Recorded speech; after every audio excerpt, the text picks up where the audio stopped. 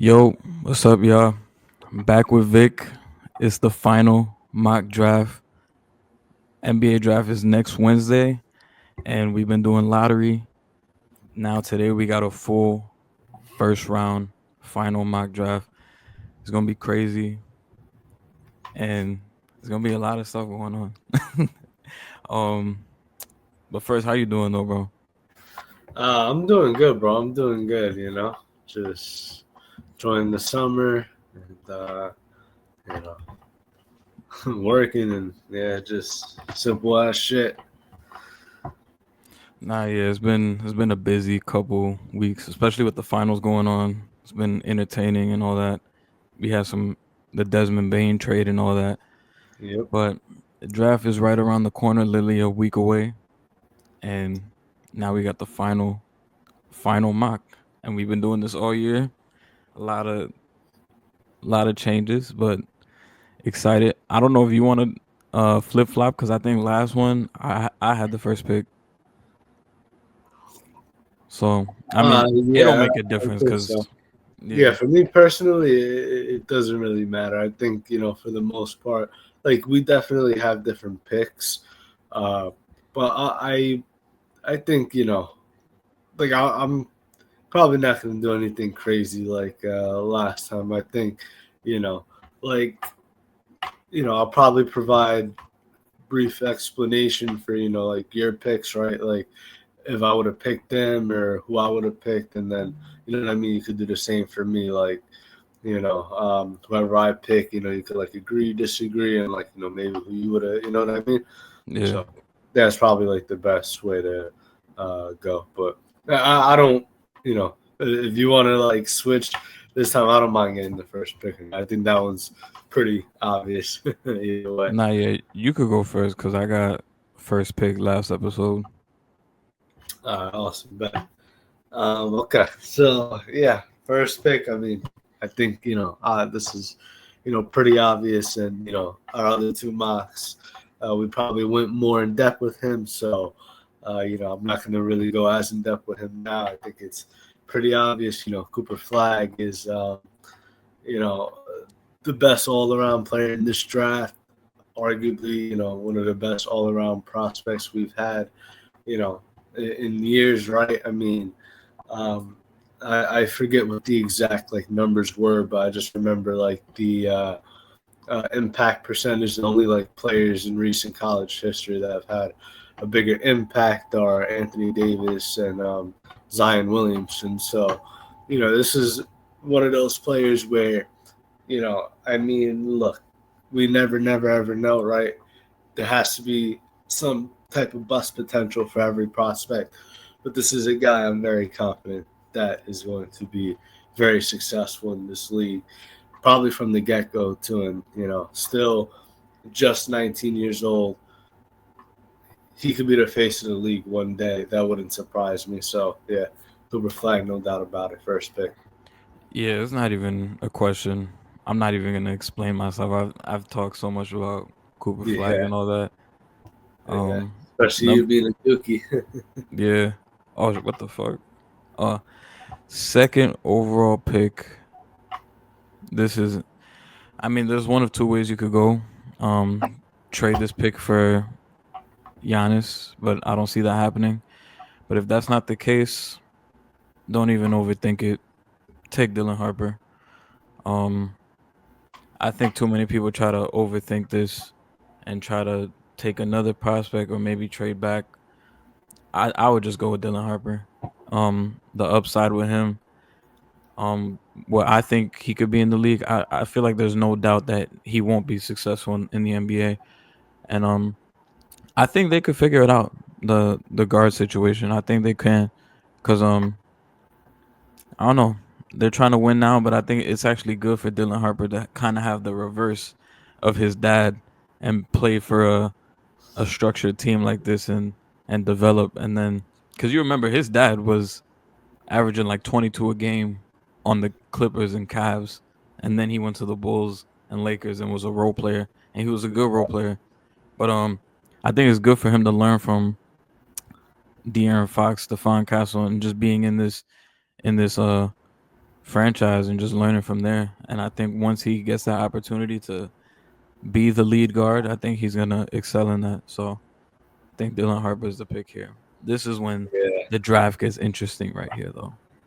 Yeah, it's been over a month because I mean it's been over a month since the draft lottery, and it's just like I'm still like I'm sorry, I still can't get over it, right? Like, it's one thing the Mavericks, but then to have the Spurs jump all the way to 2 and then Philly to 3, right? Because look, in my personal opinion, right, last time I picked Ace Bailey for them, and even though I really, really like Ace Bailey a lot, especially at his age, somebody you can, develop with a good coach down there. I really do. And honestly, I swear, I think he's the better fit. Like, you know, I don't, I can't even say definitively anymore if I would take him over Dylan. I honestly, I probably think I would for this particular situation, only because again, the only thing that leans me towards Dylan Harper more is the fact that De'Aaron Fox is a free agent. Now I like De'Aaron Fox, but I hate to say this, I don't want him on the Spurs if Dylan Harper's going to be there, because I to me it's just not a situation that's going to be sustainable long term. Short term, sure, right? And I feel like that's if you were on the brink of a championship, I think all of those guys would be willing to sacrifice absolutely.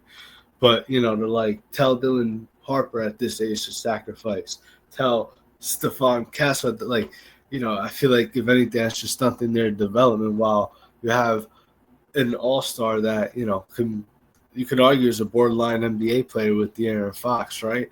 So to me, it's just something that you know in the short term, yeah, and they're a great organization. I can see that working. In the long term, I don't. So the fact that he has a short contract, I would say I'd probably still pick Harper and try to have that duo of Harper and Wemby for the long term. But I just don't like this fit for the long term.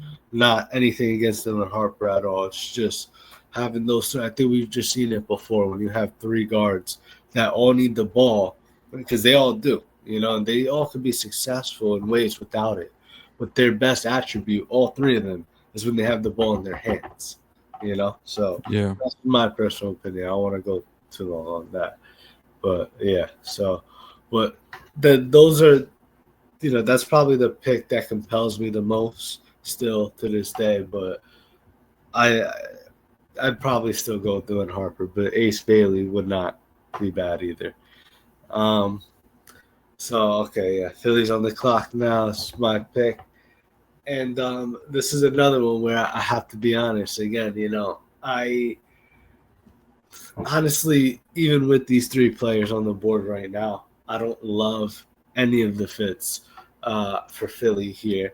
I think Philly, their best fit would be getting on it. And, I hate to say it because it's not going to happen, but it would have been Cooper Flag. They need a power forward more than anything, in my opinion, right? Their backcourt, yeah, Maxie and Grimes, is pretty set. Grimes having a career year. I mean, Paul George obviously had a horrible year, but with that contract, nobody's going to take him. You have to keep him. And you have that position set, and then obviously your center set. So to me, power forward is that one position where, especially if you're going to lose Kelly Oubre. So I guess, I would probably still go and roll with Ace Bailey there. Even though I think I like him more as a small forward. yeah, Maybe perhaps in the long term, right? If things don't go right, and perhaps Joel Embiid does request a trade, or Daryl Morey just decides to trade him regardless. You have Tyrese Maxey and Ace Bailey, which is something that you know that's a very good. Those are very good assets to have, in my yeah, opinion. Ace Bailey, this is a guy where look, I'm sorry, I get the criticism, and I know we were talking before the draft. I mean, before this mock, and saying of the top prospects, we didn't really watch them much.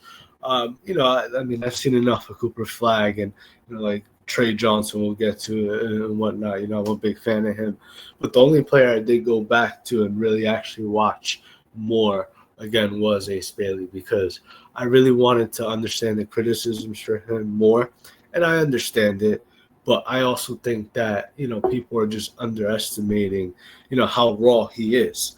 And Yeah, if really just puts everything together. I mean, look, I get it. He's a guy that is a bad shot maker, but I think his IQ is better than what people think too. Like, sure, he takes has a fairly bad shot selection at times. I can agree. But I'm sorry, I think at times Dylan Harper may as well. And I think that was part of playing at Rutgers. I honestly believe if you would have put Ace Bailey, on a Kentucky team, for example, right? I think he probably, with Coach Pope and Mark Pope, right? Like I yeah, think team, he would have been a lot more, of course, like great score and whatnot. But I think he would have been a lot more cleaner in terms of, you wouldn't see those bad shot selections because the floor would probably be spaced out for him more to where, you see what I'm saying? yeah. This guy, in my opinion, if there's anybody that has potential to be better than Cooper Flag, it's him. So I can honestly, he's a player I can go on for like another 5 minutes on because there's so much I love about Ace Bailey. Um, but you know, in short, I'll just say he's a player that really can do it all, a level at all areas, and his biggest improvement, of course, is just continuing to improve on being a creator and getting his teammates more involved. Not yet. I would have went with Ace here too. I feel like for some reason that Philly might go with VJ, but I feel like I would take Ace. That Um, wouldn't shock me if they did. yeah. Did you see those reports where Ace was like, he's not gonna work out with teams, and Yeah, I did.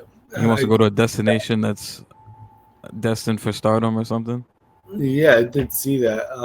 I didn't understand like the specific mentality of it, but I think part of it is also he wants to go to a team that like really really wants him and desires him enough to where they say, hey, we don't even need to bring this guy in for a workout. Like we Yeah, just we know we could put it to, you know what I mean. I think he yeah. wants a team that has that type of confidence in him, and I don't blame him because honestly, I think that's exactly what he needs. So you know. Fourth overall pick, the Charlotte Hornets. Um, I mean, I feel like for me, this is really you could go one of two ways here. Um, but I think I'm gonna take VJ Edgecombe just because this team needs defense. Um, they need more athletes. They need somebody, another swing or wing player that could just make shit happen for them on the defensive side of the basketball. I did contemplate taking Kaman Malawach just because of the Mark Williams questions, like his health concerns or a possible trade, and then you just slide Malawach in there. But I think VJ Edgecombe's a guy that he could fit in well with this team. Um, running fast with the pace, playing with Lamelo, being a play finisher, running in the open court. I think he'll work well with them, being a point of attack defender. If he could be kind of like the Asor Thompson for this team, I think that's a good building block to have if you're a Charlotte Hornets fan. So I think just accumulating more guys, and I know some people are kind of higher on his upside than I am, but I think even if he never hits the ceiling that everybody else thinks, I still think VJ Edgecombe will be a very strong NBA player and contributor for a long time. So he may not be a superstar, all star like people claim to think he is, but I think he'll be a more than serviceable NBA rotational player for a long time. Yeah, I agree, man. I think VJ Edgecombe is one of those guys where you know playing in between, like right in between Lamelo and Brandon Miller. You got guys there that potentially one day. I'm not saying they will, but potentially could combine for averaging 50 points. So VJ is a guy that it's not like he's gonna need to really, you know, be that third option even every night, right? When you also have Miles Bridges. I mean, we'll see if they, eventually get another power forward there, but they have the assets to it. I think with this team, you know, even picking Trey Johnson wouldn't be too bad, but I think the number one thing they obviously need is defense, and there's not, in my opinion, a better guy in the lottery that can guard guards in the perimeter better than VJ Edgecombe can, and he's a very high energy guy. So I'm hoping that that's able to brush off of the rest of the team, because I think sometimes they lack that on defense more so than offense. They're a fun team to watch on offense, but they're abysmal on defense, and you know that's a huge problem. So yeah, I love VJ Edgecombe in terms of fit for this team, and yeah, I agree with you. I don't think he's going to be like a guy that is going to rack up all-star games, but I think he's going to be a very high impact player for a long time.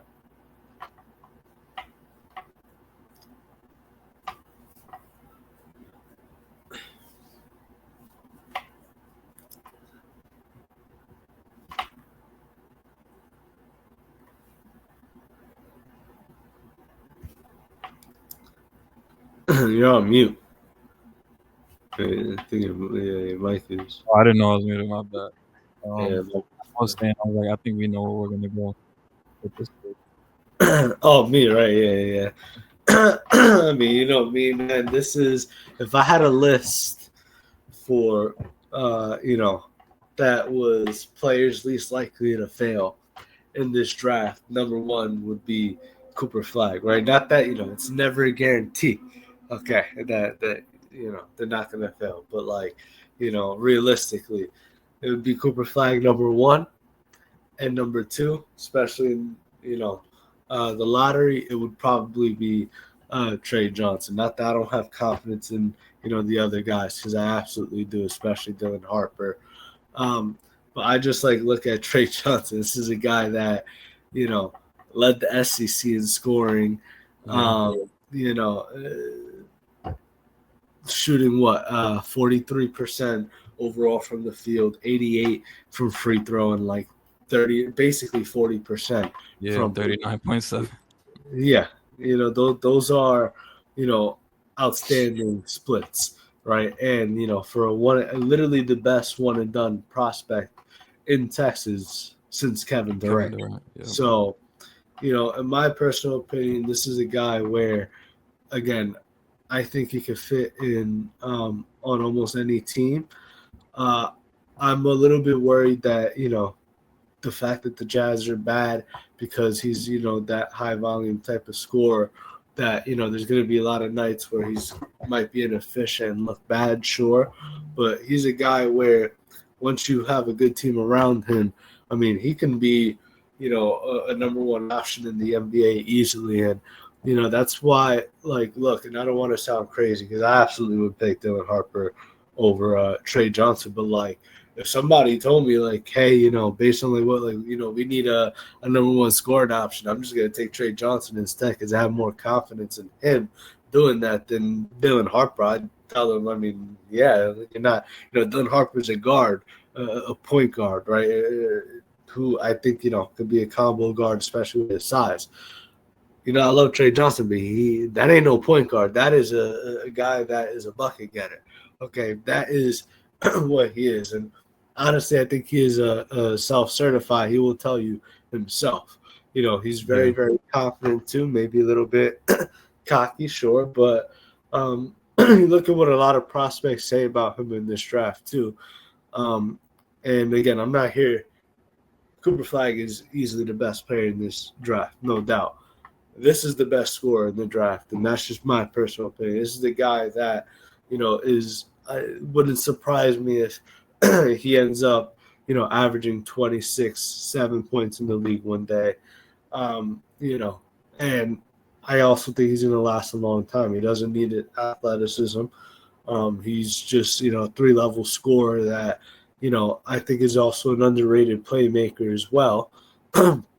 And you'll see that when he has a better team around him. You're not going to see that probably first year in Utah, which is where I expect him to go. And yeah, but I'm very excited about him overall coming into the NBA. I'm very excited about him in this draft. He is, I've told people, yes, he is my personal favorite player in this draft. Do love Ace Bailey and Coop a lot too, but Trey Johnson is my guy. I just love, scoring machines like him. And yeah, so Trey Johnson for me, easy pick. Jazz need a star, somebody that can do it all. But if they get Trey Johnson, though, they're going to have to trade Jordan Clarkson and Colin Sexton soon because that's not going to work out. All of that and Isaiah Collier. So, but Yeah, I think they yeah, definitely gonna do that. But I is like that, what you said um about guys that you're confident are not gonna fail in the league.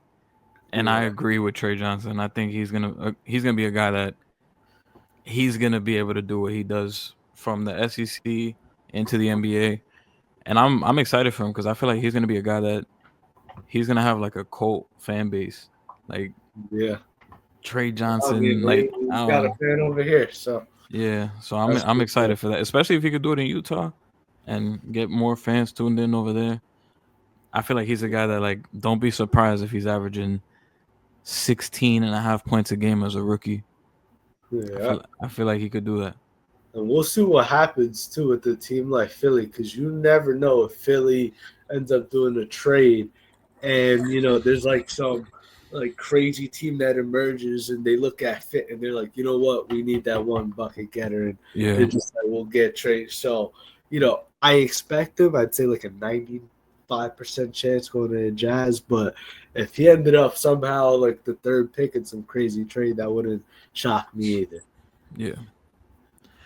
Sixth overall pick, the Washington Wizards. Um, I forgot how it went last mock draft, but today I'm gonna go take, and this I don't know if this will be controversial, but I'm gonna take Jeremiah Fears here. Um, I think they get their point guard that they've been desperately needing. I think Bub Carrington is good. I don't think he is like a lead point guard type of guy. But you take a chance on Jeremiah Fears with the upside, um, being an explosive guard. I think the shooting can come around um as he develops. And then playing with guys like Koulibaly, Sar, um, you're gonna have a lot of protection defensively. And a good young core, I think, with Washington and something to build upon in the future. And we've been talking for so long about Washington getting their point guard for a while. So I think Jeremiah Fears he has a chance to be special in this league. I think um just with all the tools and his motor, his high energy, I think he could get it done in this league. And I'm excited for him. And I think Washington would be an interesting spot for him. Yeah, absolutely. I agree. I do like Washington for him. I think he's more of a true point guard than a guy like Bob Carrington, who I do like. But I think he has a lot more like progress as a playmaker and whatnot. Jeremiah Fears is a really good prospect. You know, maybe the second overall point guard in this draft. I think there's another one coming up soon that could make a very good debate about that. But I think Jeremiah Fears overall, you kind of know what you're getting with him, but there also, is some uncertainties, right? And I'm gonna be honest, I don't expect them, and maybe I'll be wrong. I don't expect them out the gate to come out and like I expect him his first year, to be an inefficient rookie. I do expect Yeah. that, and a guy that I'd be surprised if he shot over 32% from three his first year. Right, I'd expect like in the 30 range. That's the case with a lot of rookies. If you notice, like a trend where their first year they shoot kind of better from three, and then all of a sudden they start to improve. Um, So, I like Jeremiah. I mean, I think the Wizards at this point, outside of like a center with, Alex Sarr, they kind of need everything. Yeah. Um, Honestly, I mean, like Trey Johnson, too. I mean, I would have picked anybody here, to be honest. I swear to God. If you would have said Caveman, that would have been like the only one I would have been like, yeah, that don't make sense. But Jeremiah Fears here, I think, is a good pick overall. And like you said, I'm excited for him. Um, I do have a little bit of worry that like he would not be on that list that I mentioned before, Yeah. but I do think he would be on another list where it's like, you know, somebody that could end up being one of the better players in this draft for sure. Yeah, from Being that also, that list that you talked about, I might have only like 4 guys in the lottery. That might be there's like four or five, and probably my next pick will be one of those guys. so next pick, 7th overall pick, we have the New Orleans Pelicans.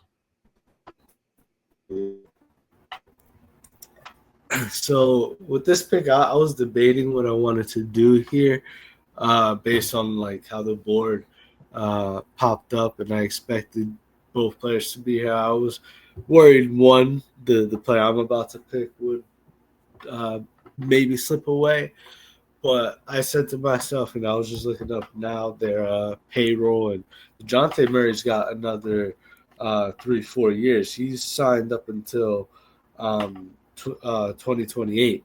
So, um, I think teams see that, and they saw his injury from last year, and I don't think you're going to see anybody, put in their hand and fire to trade for Dejounte Murray at all. So I think, the Pelicans are going to kind of have to deal with that.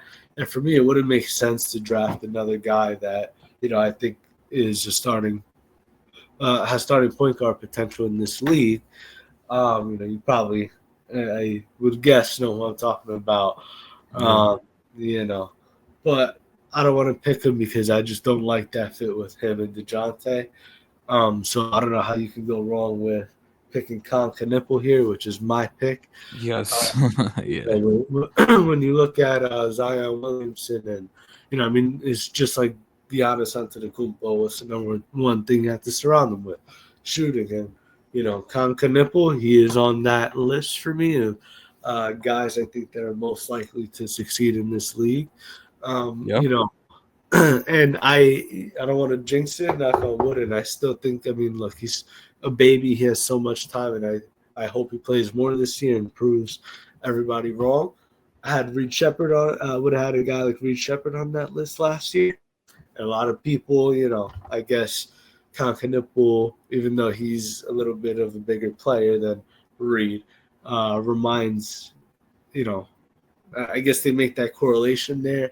I don't think that's going to happen to him, right? I mean, depending on the team, unless he ended up on like a stacked team where he's coming off the bench. But, if he's a guy that's playing 20, 25 minutes right off the bat, I think he's going to be a very highly effective player. This guy is a guy, I mean, 47 percent from the field. I think he's like 42% from three, right? This is a guy that 91% from free throw or 92. yeah, 91, 92% from free throw. You know, uh, I do think Trey Johnson is the better, like 101 overall scorer, but this guy is, in my opinion, the best shooter in the draft for sure. A guy that I also think could be a microwave scorer at times, right? Where, there's games that he'll probably get hot and score like 30 points. I think he's just a perfect fit next to Zion. He's a guy that, he can operate with the ball in his hands. One of the most more underrated playmakers in this draft, right? At 6'7", he's not a point guard, but if he needed to handle point guard duties for a little bit, and I don't know, you needed some more rebounding, and you want to go bigger, right? And you got Knipple bringing the ball up, not going to hurt you at all. Not going to hurt you at all. He's a high IQ player. He can pass the ball, fairly well, in my opinion. I think that's an underrated part of his game. So he's just a do it all guy. And, if you need him to play off ball and be a catch and shoot player, not really touch the ball much during the game, he can do that for you, be highly effective. If you need him, to operate a little bit more, bring the ball up the court every now and then, right? Give him a little lob to Zion, he can do that. So, in my personal opinion, if Concanipple falls, to the Pelicans, I know our first mock draft we said this about the Spurs, because we assumed the Spurs were going to be in this spot and not get the second overall pick, and then that just completely changed everything. Yeah. This is probably, in my opinion, my favorite fit and one of the best fits for Concanipple. I mean, I just think it's perfect next to Zion if the Pelicans are really serious about keeping him. Nah, yeah. I think Khan is a guy he could fit on any team. And it's like Yeah. shocker, like, cause I'm a Duke fan, but like I feel like more and more in this draft process, he's become like my favorite prospect, like within like the top like lottery guys. Just cause I remember before the season, just like looking up his high school tape, just trying to gauge the class that we had coming in, and like he intrigued me because it was like he didn't have a Baller's Life mixtape. He had like these lower level mixtapes, and I'm watching. I'm like, I like his game. Like he has like some Devin Booker. Like I'm not saying he's Yeah. Devin Booker, but he got some Devin Booker in his game. And then once the season came around, I'm like, damn, yo, this guy is fucking good. Like he does everything well. And what made me love him even more was the conference tournament when Coop was out, and he kind of took that like, yo, all right, I'm gonna be the guy now, and he handled it well. Like that Georgia Tech game when Coop rolled his ankle, and he dropped like 28 points. That shit moved me, and I think he's gonna have a very, very successful NBA career. I think no matter where he goes, I think he's gonna be successful, and I'm happy for him. I'm excited for him too. Yeah, this would be a great landing spot for him. So, eighth overall pick, the Brooklyn Nets. Um, damn, there's two ways I kind of want to go here. I feel like if you're the Nets, you kind of just want talent. Um, ah, damn. I think Oh, this is a team. I said the Wizards before. They need everything they with need them. everything. Everything. Everything. I don't care what position. Everything. You know what? Fuck it. This might be a little controversial. I don't know how people feel, but It's not. They need everything. I'm gonna take Derek Queen for them. I'm gonna take. Derek I'm. Queen. I'm gonna take Derek Queen. Not mad at Um. that. Just because all the rumors with Claxton, it looked like he's out of there. Um. And I feel like Derek Queen. Not only do you get that center, but you get a guy who offensively is super skilled. The footwork, the touch. Um. People complain about the defensive side, but I don't think he's that bad as people say. Can he improve? Yeah, but I think he's a guy that is like a mixture of, all right, wow, he's exciting on the offensive end, but he's still a big man that still has potential to grow on the defensive side. And I just think with his skill set, he's another one. Like you could kind of put like I don't know if he's gonna succeed or like it's tough, but I'm willing to bank on the side of he's gonna be fine in the league. Um, especially if you're smart with the surrounding pieces around him. Um, because I feel like I thought about Malawach here, but I'm like, I don't know how Nets fans would feel because like Malawach is still pretty raw, especially offensively. So it's like, damn, we just used the eighth pick on this guy, and it's like we don't even have like a point guard to give him the rock. Like, I guess D'Lo, but it's like I don't know. I'd rather have Derek Queen here. He gets to go to a team where you have a coach like Jordy who's gonna be creative with him, run shit through him, and he could kind of just grow like that. And I feel like with the Nets coaching staff having a weapon like Derek Queen, it's gonna be fun to experiment with. So I'm gonna take Derek Queen here at 8 for the Brooklyn Nets. Yeah, I'm not mad at it at all. If you told me to make a bet and say where I think Nick Claxton is going to be at the end of the year. I don't think it would be Brooklyn, but I could be wrong. Um, but I don't know. I kind of expect him to be, or the Nets to be, shopping him actively. And I like this. Honestly, I mean, again, like I said, look, I mean, even with Cam Thomas there, they would have got a shooting guard. I still would have said that's a good idea. This is a team, in my opinion. Okay, just like the Wizards. I mean, at least like the Jazz, right? Like have Laurie Markkinen where like sure of course they would have loved Cooper Fly, but like no team to me needed Cooper Fly more than probably Washington and Brooklyn, and Yeah. obviously that's not going to happen. But like for the Nets to get the eighth pick, in my opinion, I think you know as I look at the draft and evaluate it now, I feel like it's the more devastating part of the draft because I'm sorry, this is not the pick they need. They need to move up if they can. Look, I like Derek Queen a lot. I really do. And you know that. I remember texting you, during the tournament when he was going off. But as much as I like Derek Queen, eh, I mean, I might have picked him too because I just feel like at this point in the draft, I would just be kind of stuck on like BPA. It's you have no choice but BPA. And Yeah. you could make the argument at this point that I do think Derek Queen might be the best player overall in the draft, at least from the examples that we've shown now. I think there are players underneath him that definitely have a lot more potential and have a higher chance of being successful than him. But from what we've seen, I think like I'm not gonna put him on that list only because I do think he has some glaring weaknesses that are a little bit concerning, more so with um, like the turnovers, but also, even though he's, a decent ball handler and whatnot, I also think the thing that concerns me a little bit is the motor overall and, like the fatigue. I don't know if he's a guy that could play 30, 35 minutes a game off the gate either.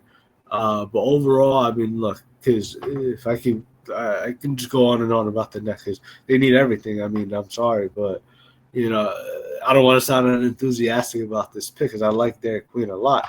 He's good, but like I don't know. I'm glad I didn't get this pick to say the least because I wouldn't have known who to pick.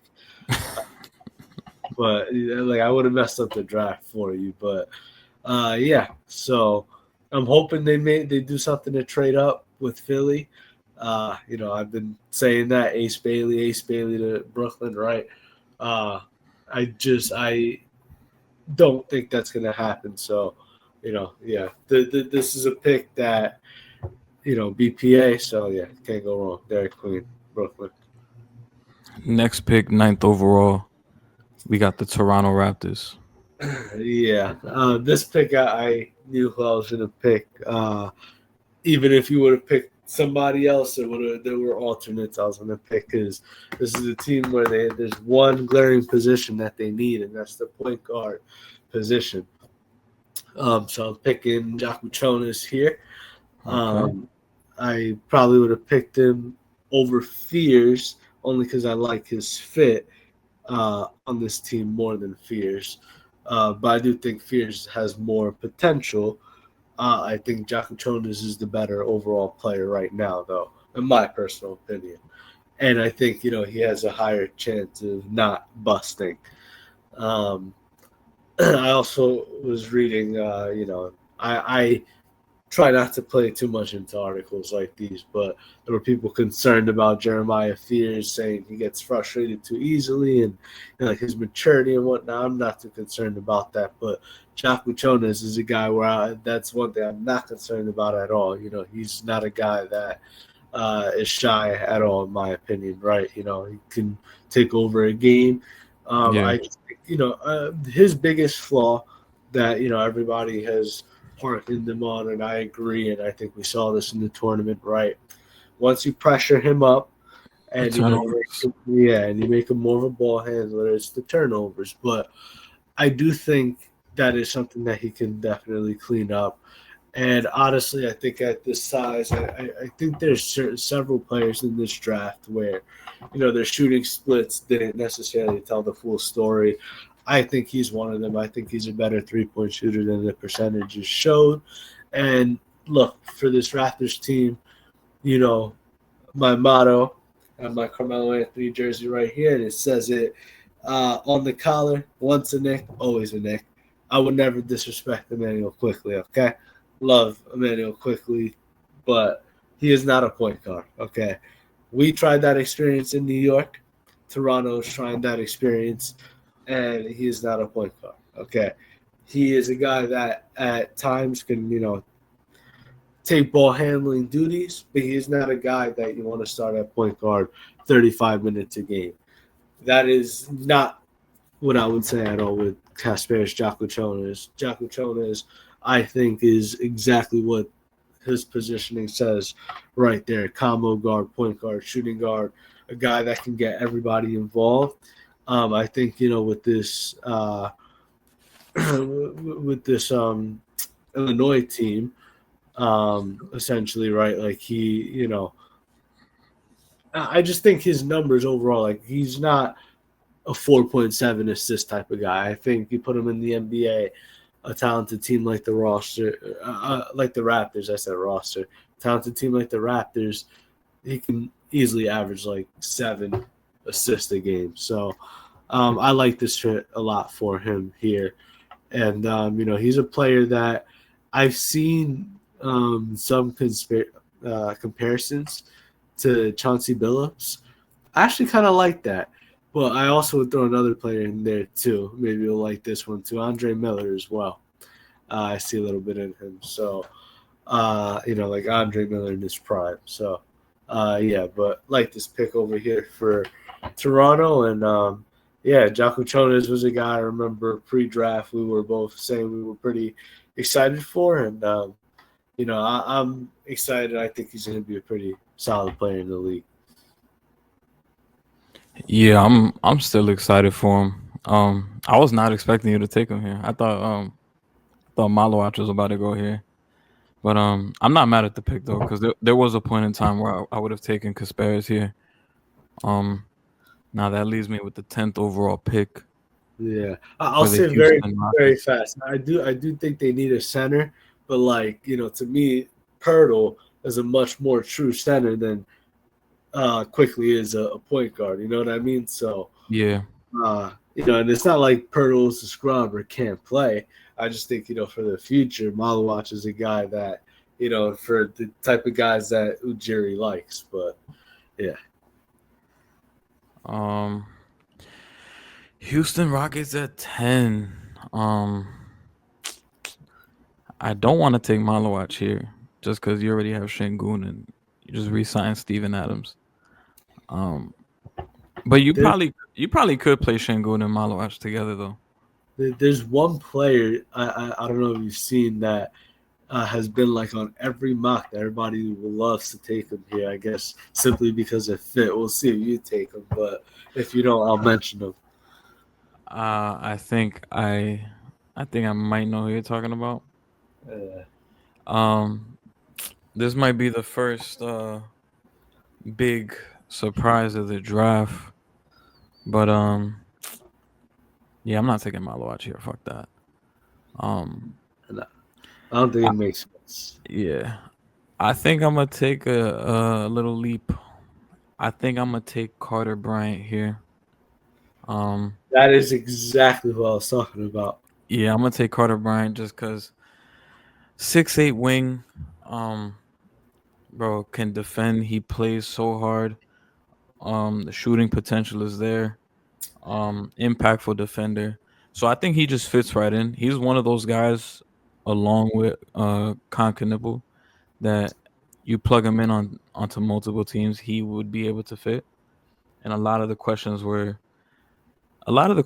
him, you won't even have to answer them with Houston, like the self creation. with the ball and his ball handle. When you got Jalen Green, Fred Van Vliet, you're not gonna have to worry about that. Maybe even Kevin Durant. So you never know. His job will be to play defense and hit open threes, and he solves that spacing problem that Houston needs. So I think this is a perfect pick for him and a good spot for him. Some people might be like, "Oh, this is high for Carter Bryant," but I think this No, is he fits what Houston needs. He gives you size and he gives you spacing. So I think this was good. no, completely disagree with anybody that says that's too high for him, especially when you look at the team that's picking him. I'm gonna be 100% honest with you. This was it's funny because he only averages 6 points a game. Shout out to Derek Parker on YouTube. He doesn't have too many subscribers, I so just subscribed to him yesterday. yeah, yeah. Yeah. I that doesn't surprise me at all because, and you know what? Like, this is my second year now, watching him. I watched him a little bit last year as well, but like you know, I love this guy over here. Okay, Victor. I love watching defense, and so like I was just like, wow.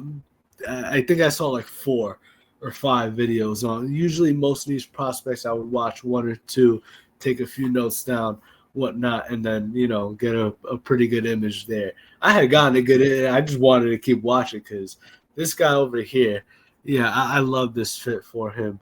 Out outside of Concanipple, because I truly believe that. I think he's, him going to the Pelicans. That's just like a match made in heaven, right?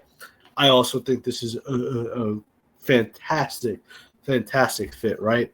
Even if, I mean, I don't know if they would use this pick in a potential KD trade. I do think the Rockets are, especially with the Timberwolves being out, it seems like, are creeping in closer to that. I don't know. I don't want them to because, if they could idealistically get Carter Bryant and KD, wow, that's like really, really good. And we're in a league right now where, I mean, just watch the NBA Finals. Is Alex Caruso going to ever average 20 points a game? No. Is he No. ever going to average 15 points a game? Probably not. No. Okay. And I'm going to tell you something. I don't expect that for Carter Bryant at all. At all. I don't. But that's not why he's going to be in the NBA. He is. I look at Carter Bryant, and yes, I know Arizona, they were out like by like round 2 or something. I'm forgetting now, right? They Like they lost in the 16. Sweet 16 to Duke. Yeah, yeah, Sweet 16. And I know, they had other pieces around them. Caleb Love had a pretty good season as well. But like, you know, yes, again, I know you got out the Sweet 16. So what I'm gonna say doesn't make sense. I'm sorry, I don't care. I'm saying to say he is a championship player. That is what he is to me. He is a guy that is going to come in to any team, play defense right away. In my opinion, the best wing defender in this draft. From the tapes that I saw, he is the best wing defender in this draft, and he's a guy that is going to shoot high quality shots. He's not going to as a former Knicks fan, he's not J.R. Smith. Okay, he's going to give you the what do you call uh, um, good shots. I said former Knicks fan. What do you call the former Nick? I meant to say J.R. Smith, but you get the point. But yeah, so I just love this fit so much for Carter Bryant. And again, it's just because I keep seeing box of him being at this range, and this is who I was talking about. Yeah. But that's also the number one critic. Saying, oh, that's too high. That's too high. He only averages 6 points a game. Dude, the basketball is a beautiful game, and it's not all about stats. You watch his tape, and you watch his defense, how he's very, very disciplined too, right? Great at switching. Doesn't really get beat often. You will understand why teams covet him so much. So yeah, no, I 100% agree. Nah, yeah. And the good thing about him is like he's still young. So like the Yes. floor is there for him, but there still is some room for improvement. Not saying he's gonna be this all-star, but like there's still a chance he can improve his on ball and stuff like that and give you a complete package as a 3 and D player. That's still on the table. And this is the perfect situation for him to go to. Next pick is on you. Portland Trailblazers at 11. Yeah, so this pick I was a little bit, I didn't know essentially who I wanted to pick because I feel like the Blazers are in a situation right now where they're kind of just like that one team in the West that like has all of these really really nice pieces, and they're just kind of trying to figure it out. Like there's at one position that I look at with this team, and I'm like, that's a glaring need, right? I mean, they have their center, they have their backcourt. Right, the backcourt might be a little bit crowded to say the least, and even in their front court, like I like Denny Avdia, but I'm gonna add somebody else to that front court that I really, this was a prospect that we've talked about a few times. Somebody that really, really interests me, and honestly, this is for me. He's not my favorite prospect, at least not yet, but he is for me my most intriguing. He's the guy I am the most interested in because in some ways he's kind of like this big mystery to me, and I feel like he has so many things that if he just like puts it together, it could be beautiful. He's so young. I feel like he still has time to grow. I like Noah Sengwe on this team. I know they had Denny Avdia and Tumani Kamara. Um, but it's the Blazers are in a situation. It's like they also have a ton of guards too, right? I mean, you have Yeah. Shaden Sharp, uh, Anthony Simons, and Scoot Henderson. Those are all starting caliber players. We know their center position, DeAndre Ayton. I'm tired of the disrespect. I know he's not an all star. That type of player, but he's still a very good center in this league, and I'm just tired of that disrespect, and he needs to leave. But you get the point. It's you know, so I don't think it's that much of a problem. Kind of crowding that. I just think they're kind of like eventually all of those guys are not going to beat it. Like they're going to have to trade some pieces, right? And maybe eventually get a star. Like this is a team that I think people are not. Like everybody's focused on the Spurs, right? And like the Miami Heat, for example, even. And it's like, and even like the 76ers, because they had the third pick. This is a team that is not really being talked about. That when you really observe them, they have a lot of really good assets, trade assets that if they really, really wanted a star, I absolutely think they could get it. So I just think, there's certain players in this draft that, like I was leaning towards Colin Murray Boyles, but I think he's more of a guy that it's kind of, you want to put him on a team that is kind of more ready to, take that next step. This team is kind of just more like figuring it out, right? And I think that's perfect for a player in Noah Sengwe that I think is still figuring it out. He's still 6'8". Wouldn't be surprised if he grew to like 6'10". You look at his frame, he's going to get stronger. That is a frame that is like, is going to get stronger. So, inconsistent shooter, but has a really good shot form that, I think, he's like 18 years old. I'm really not worried about that. And we see players from France, they are very, very disciplined. So I just think that for where the Blazers are right now, he's I don't want to say like the perfect fit because again, we don't really know too much what we're gonna get from him, especially from the get go. But I just think for the situation that they're in, this you can't go wrong with picking a guy that has oozing potential.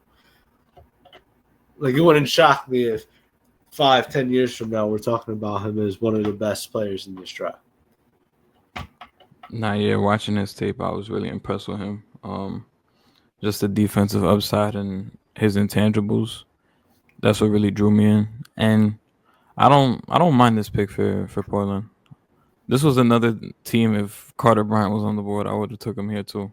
Cause it's so many. Portland was like one of those weird teams to pick for. Um, 12th pick, Chicago Bulls. I don't even have to think about this. Vooch, get out. Malowach, welcome aboard. Um, I ain't even have to think about that. Like, they need a center. They, like you've been saying for months, they got to move on from Vucevic. So they get their center and a defensive center at that. young. We don't know what's gonna happen with Kobe White this summer, but I like the building block pieces you got now with Modest Buzelis and Malawach and all these young guys, Giddy. So we'll see what they go from there. But I think Malawach would make a lot of sense for Chicago.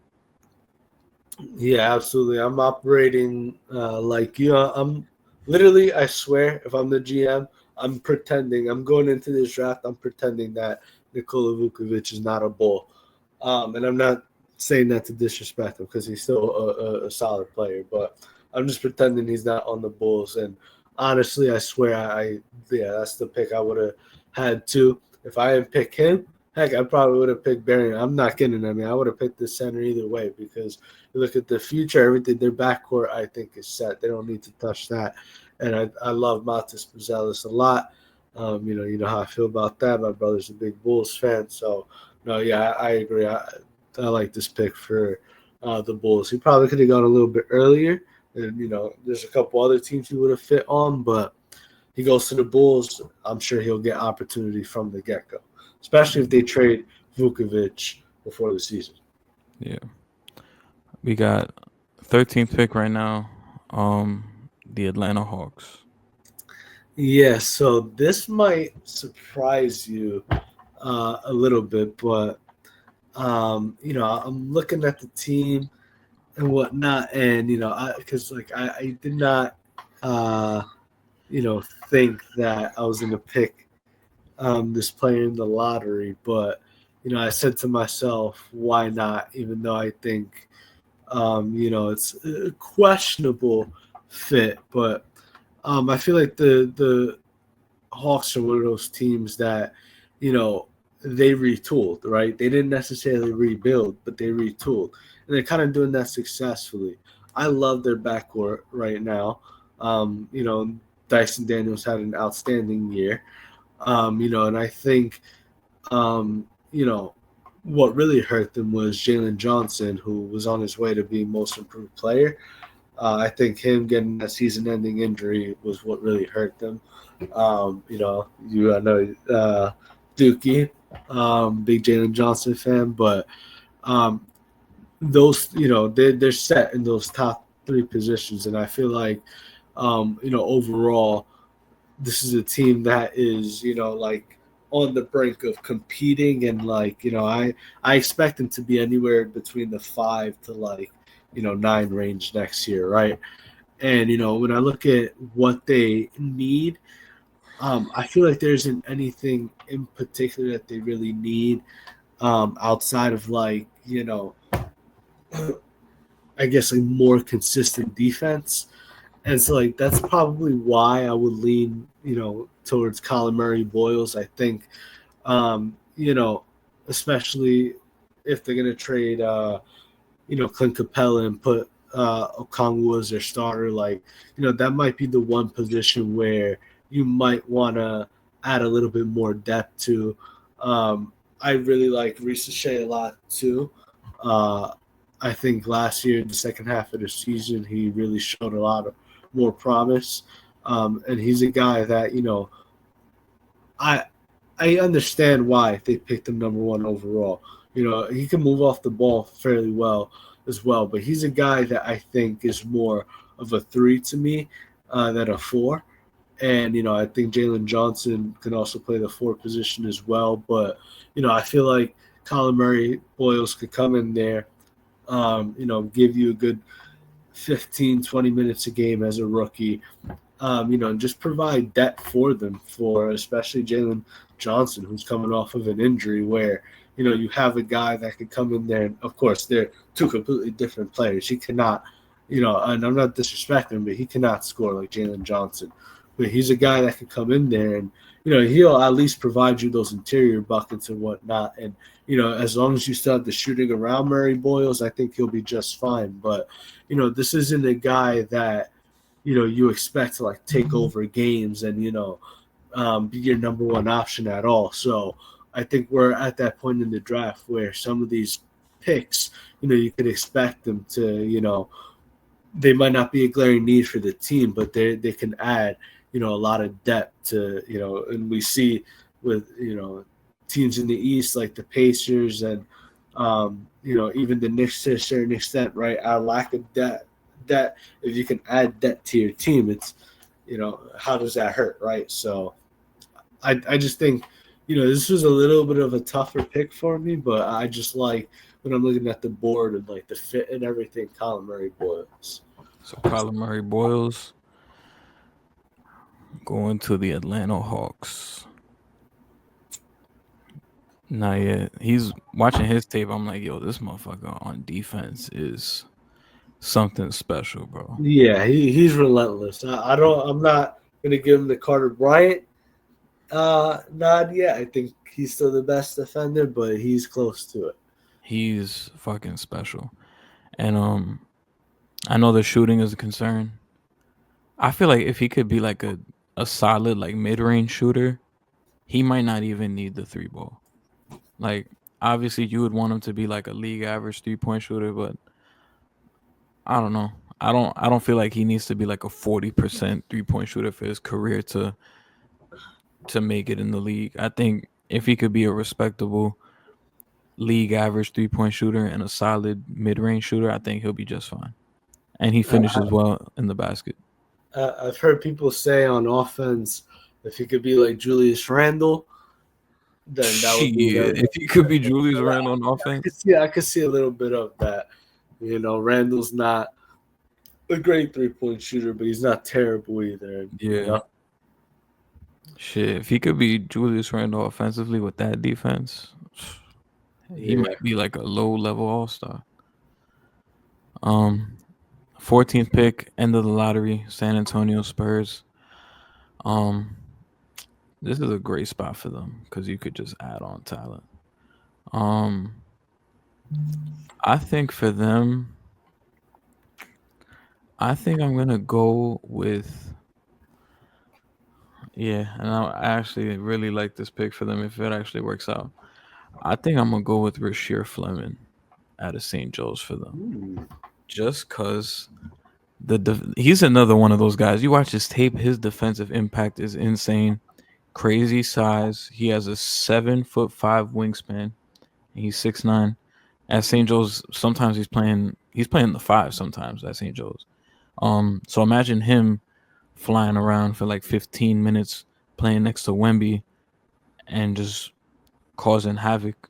And he's super disruptive in passing lanes. He's a good cutter, good off ball mover. So I think he fits well. He doesn't need the ball in his hands. Um, has good 3-point shooting upside. This past season, he shot 39% from three on 5 attempts. Um, so we'll see if that continues in the league. Some of his concerns is like self creation and shit like that, but you're not gonna have to worry about that when you have De'Aaron Fox, you have Stephon Castle, you have potentially Dylan Harper, you have Wemby. You don't have to worry about you getting your own bucket. So just being a serviceable defensive player and being able to knock down 3-point shots, he's gonna be able to fit in very well. And his fucking size, you can't teach that. So pairing him next to Wemby, I think it'll be insane. Yep. I actually saw a lot of Rasheer Fleming tape as well. He was a guy I wanted to learn a lot more about. And honestly, I agree. I think that was my takeaway from him was as good of a player as he is. He's not a guy that is going to get you the ball. Is going to get the ball and get to the rim, with his handle and create no. He's a guy that needs to play, off the ball and moving around. And when you have the amount of guards that San Antonio is likely going to have, especially with Dylan Harper there, I think that's extremely beneficial for him. He's a really good cutter, Rasheer Fleming, and he also did display a lot of 3-point shooting potential as well. His first year at St. Joe's, he wasn't really a 3-point shooter, but he, that improved, and he's shown potential there. And honestly, I think that's really what catapulted him to the lottery range. So, I like this pick for San Antonio, even if they end up getting Kevin Durant. This is going to do nothing but add more size because that's really what's scary about it. And what he averaged like 8 rebounds, I think it was, right, or close to that, Yeah. 8 9 rebounds. So yeah, he's a player that he's not spectacular at anything. He's not gonna you know um, be on the Sports Center top 10 for anything. Like he's not a flashy player, but he's a guy that, in my opinion, is a highly effective. Could be a highly effective player in the right situation. He gave you a block and a half a game and almost a steal and a half a game. So Yeah, he's everywhere. So put him next to Wemby is gonna be crazy. yeah. Yeah, 15th pick, one of the better defenders in this draft. yeah. 15th pick, you will be picking for the Oklahoma City Thunder. Yeah, this one, wow. So you said before you were gonna, like pick a player that might be jumping up or whatnot. I think this guy is a little bit of a shock. I don't I think think most I people. might know who you're gonna go here, and I Yeah, won't be mad at it. yeah, because I think most people wouldn't have him 15 overall, but this is a different situation when you have a team that's the youngest team in the league and could win the NBA championship. We're recording this Wednesday, June 18th. They could win the championship tomorrow, the Oklahoma City Thunder. And Yeah. as the youngest team in the league with all of their core assets still intact, that's scary. So honestly, we can go on all day. It doesn't matter who you pick. There's not many players in this draft that they're gonna you're gonna pick that you're gonna say, oh yeah, they needed him, right? So you're just kind of going based off of their roster and like a player that I think could be useful for them, and that's Danny Wolf Okay. uh, in Michigan. Yeah, I just like, I think of all the positions in OKC, because like they have, um, people forgot that they drafted Nikola Topic. I'm actually really excited about that to see how it turns out next year. But like, I feel like they have depth in every position except for kind of, center. I feel like they could use another guy there, especially center is just a position where I say all the time, you know, I feel like that's the position where you should have the most that like you should always have a legit backup center. And honestly, I'm in favor of having three centers on your team because, with that size, it's just natural that they're more injury prone, right? So if Chet or Hartenstein end up with an injury, you have a center here who, in my opinion, to me, his glaring and only weakness is defense. Um, like he's a player that I like. So sometimes I try to kind of clean and simple. But he's I watched the tape, and I was trying to be generous, but he's not a good defender. And he tries, and I give him that. He puts in the effort, but he's not athletic enough. He's not agile enough. He's not fast enough.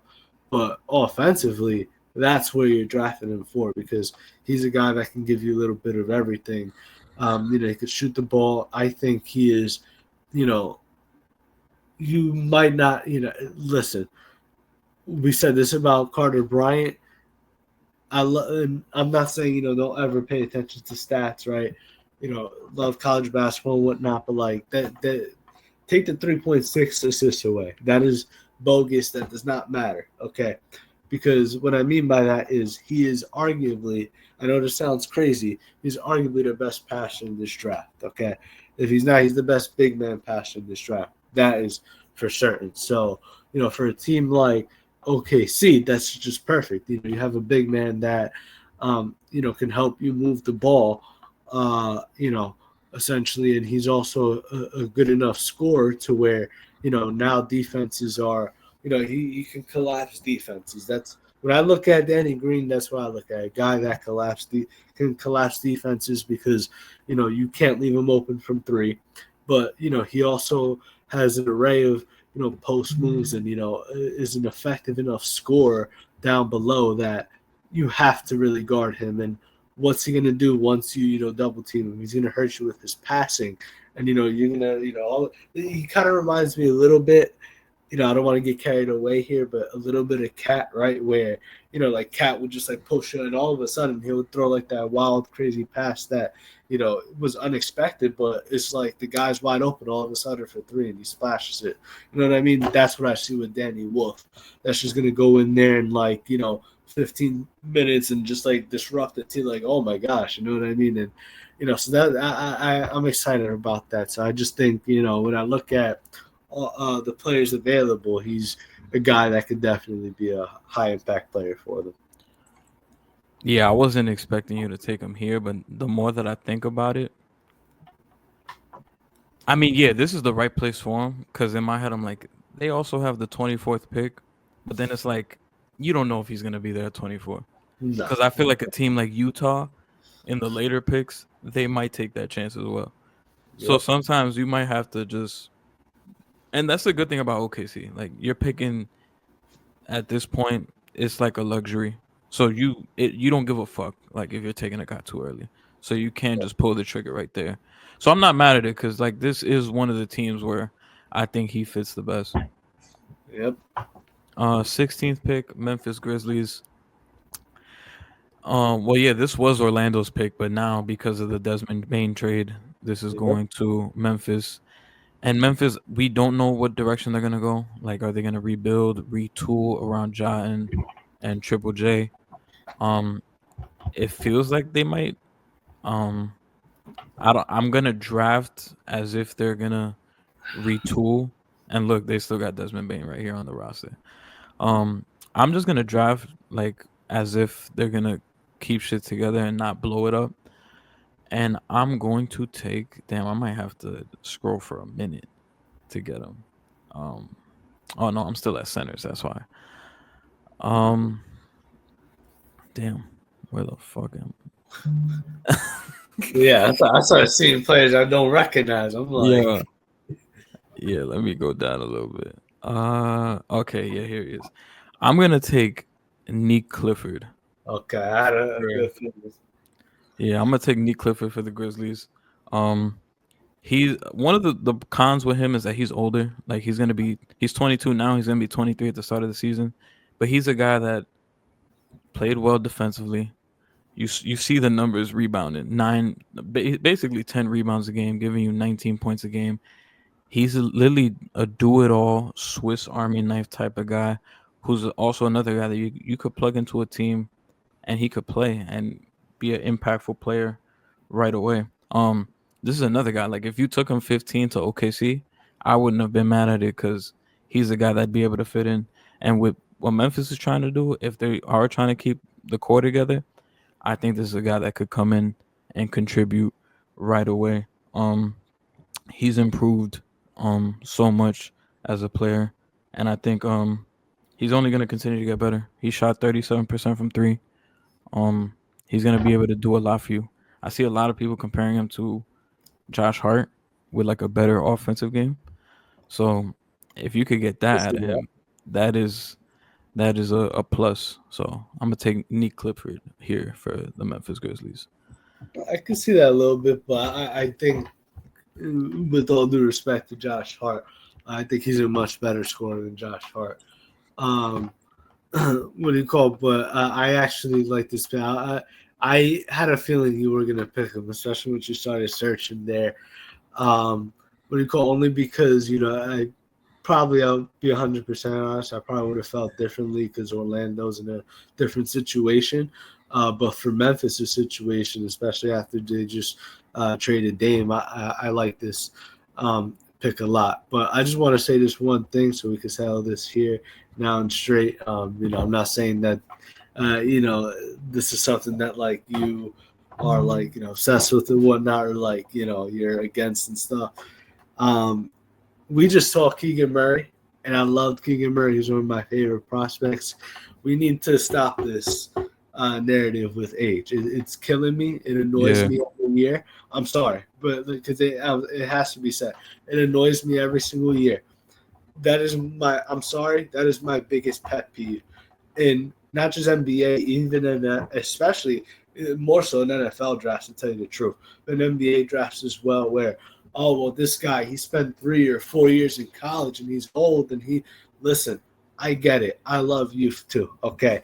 I was 18 years old once too, okay? But, like, I look at Ace Bailey at 18 years old and I watch this tape. I'm like, oh my God, right? Like, I just love, and I'm obsessed with that. I can't lie. Okay, he's probably my favorite player in the draft outside of Trey Johnson. I look at a guy like Noah Segway at his age, so much potential, right? Like, oh my God. So, like, yes, I get that intrigue, but stop it, okay? Because Oh, yeah. just because a player is 23 years old in college doesn't mean he can't come into the NBA and contribute. Okay, I mean, yeah, you probably don't want to say, yeah, it's going to be our franchise piece for like the next 5-10 years when you have he might be older than Anthony Edwards or about the same age. I think Edwards is no. He's like 23, Edwards, somewhere around there. But you get the point. He's very young, right? He'd be one of the older players on the Thunder, okay? But he's still young enough to me where, like, what, are you just gonna let him sit on the board if you need, a guy that, because from what's available left, he's probably one of the better overall scorers. You know what I mean? So it really doesn't make sense to me, especially if you're a team like the Wizards, the Jazz. Okay, fine. That makes more. You probably want to get that younger prospect that, you know what I mean, is going to give you a lot more time. Okay, fine. You're a team like the Memphis Grizzlies, dude. You just said it. You're retooling. You've been in the playoffs this whole time. What are you waiting for? What, are you going to develop an 18, 19-year-old kid? For what? What are you doing? No, pick this guy. You know what I mean? So I'm sorry. I'm tired of this age narrative. He's a good enough player that, in my opinion, I think he would have been a lottery player last year if he would have joined the draft. So, no, I Yeah. like this fit for him. And, that just needed to be said because there's a couple other players in this draft. I don't know if, we'll pick them in the first round, but they're a little bit on the older side. So, I just want to say that now because I'm not going to say that again. I don't care how old, unless you're like 27, okay, you're a rookie at 36 like Pablo Prigioni, okay, yeah, that's different.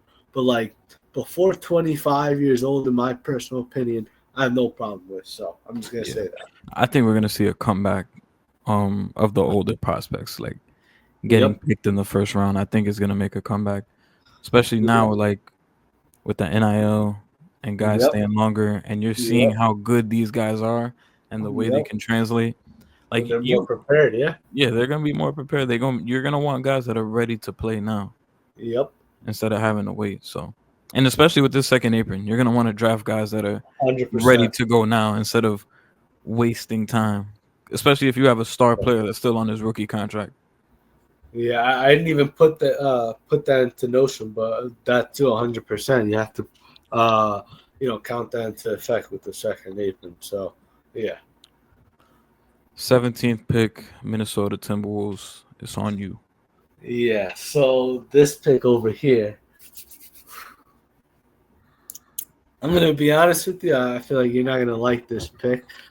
Uh, Once I say this is probably gonna ruin it, because I sent you his workout video, and I was like, wow, like he's a better shooter. If he could shoot like this, he's a better shooter than what I thought. And if he could shoot like this, he could be, a potential all-star one day. So, I see you smiling. I feel like you know exactly what I'm I know talking about. exactly who you're talking about. Yeah. You might And break the draft. yeah, yeah. Honestly, well, I mean, I feel like it shouldn't be breaking it because this is a guy that I feel like this is the one prospect where I see the longest range for. Where if he was picked at 10 or 11 and the team really fell in love with him, honestly, I wouldn't be that shocked. If he fell to like 22 because he did have a disappointing, end to the season there, I'll be honest. Yeah, I could expect that too, but it's very obvious now. Gotta pick Yegor Devin here for this team. I just think it's perfect in my personal opinion for what they need. Listen, I don't want to keep put like Mike Conley still got something in the tank, so when he wants to retire, he can retire, right? I'm not rushing him or anything like that, but you have to always be thinking about what's next, right? What's the future? What about next year? Especially when you have a player like Anthony Edwards, always thinking about that contract. And this is a guy that, and I like Rob Dillingham too. But man, I mean, a potential 6'9" point guard who, I know we talked about Danny Wolf. Demon is one of the better passers in the draft. I mean, Wolf for the center position is easily the best passer in the draft. Demon is up there with, he can make the argument as the best overall passer, right? I mean, a couple guys have something to say about that, but still, he's got a really good overall game, and his work ethic. My goodness, it wasn't just that workout video I sent you, and at least from some of the articles I read and what the scouts say about him, he's literally a gym animal and a gym rat, and I believe it. Okay, you watch him play too, I believe it. So I just feel like playing next to Anthony Edwards, even if he doesn't develop that shot, right? The Timberwolves are a good enough shooting team to me, especially with Anthony Edwards, who led the league in 3-point shooting this year, or 3-point makes. Uh, I think they would need a point guard that's more somebody that's going to be a threat, not just in scoring, but in being able to move the ball around. And now, Anthony Edwards is not just playing ISO ball the whole time. Now he has somebody that he could legitimately feed off of. And I mean, if you're playing point guard at 6'9", okay, I don't care if you can't shoot the ball. You somebody still got to guard you, right? It's just like Michael Carter Williams for him not being able to shoot, which I'm not saying his player comparison is Michael Carter Williams, but for Michael Carter Williams, he was just so big, okay, that eventually like you just couldn't stop him at point guard, okay. Like I'm sorry, but like Jalen Brunson's gonna have a huge problem, okay, if you got Demon and Edwards walking down the court and Jaden Daniels, and that's your backcourt. Okay. And Anthony Edwards, 6'5" is your small. Like, you know what I mean? So I like this fit for the long term future for them if they're able to grab him. But I just feel like knowing the Timberwolves are going to lean a different direction and they wouldn't pick him. But I do really want him to pick them because I really do think he can be a starting point guard in this league. And he's a guy. He's also kind of like Kasparis, has to clean up a little bit on turnovers if you pressure him a little bit. But I do think he's a good enough creator. He could get to the rim at will. So yeah, I just think he could feed off of Anthony Edwards. So yeah, Devin 17. Nah, yeah, this is the shooting is definitely a swing for him. If he could figure that out, he's gonna be big time still. Like you said, the range really varies for him. Like I've seen some mocks where he's at 11 and others where he's at 22. So it really varies. In my personal opinion, I feel like if he would have just had maybe like 3% higher splits in all facets of shooting, including free throws, this he we would have picked it. We wouldn't be talking about it. He would have been picked. Yeah. He'd be a top 10 prospect, no doubt. But like I said, because of the disappointing end of the year, and he kind of disappeared at times for BYU. That's why he's falling.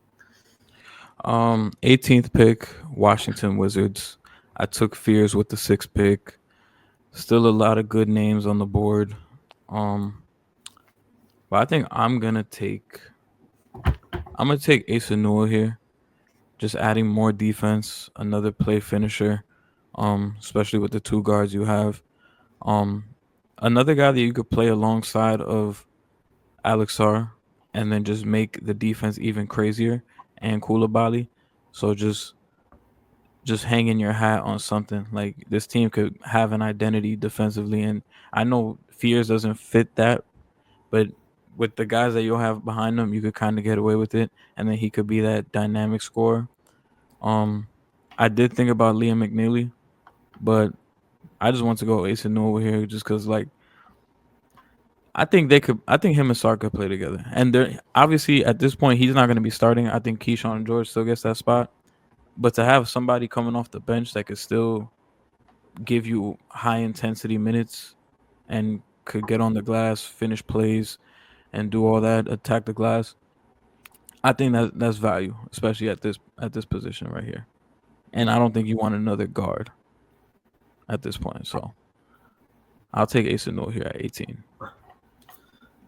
Yeah, I agree. I think he's somebody that he. I feel like he can play the 4 or the 5. It really, depends on where you want to put him.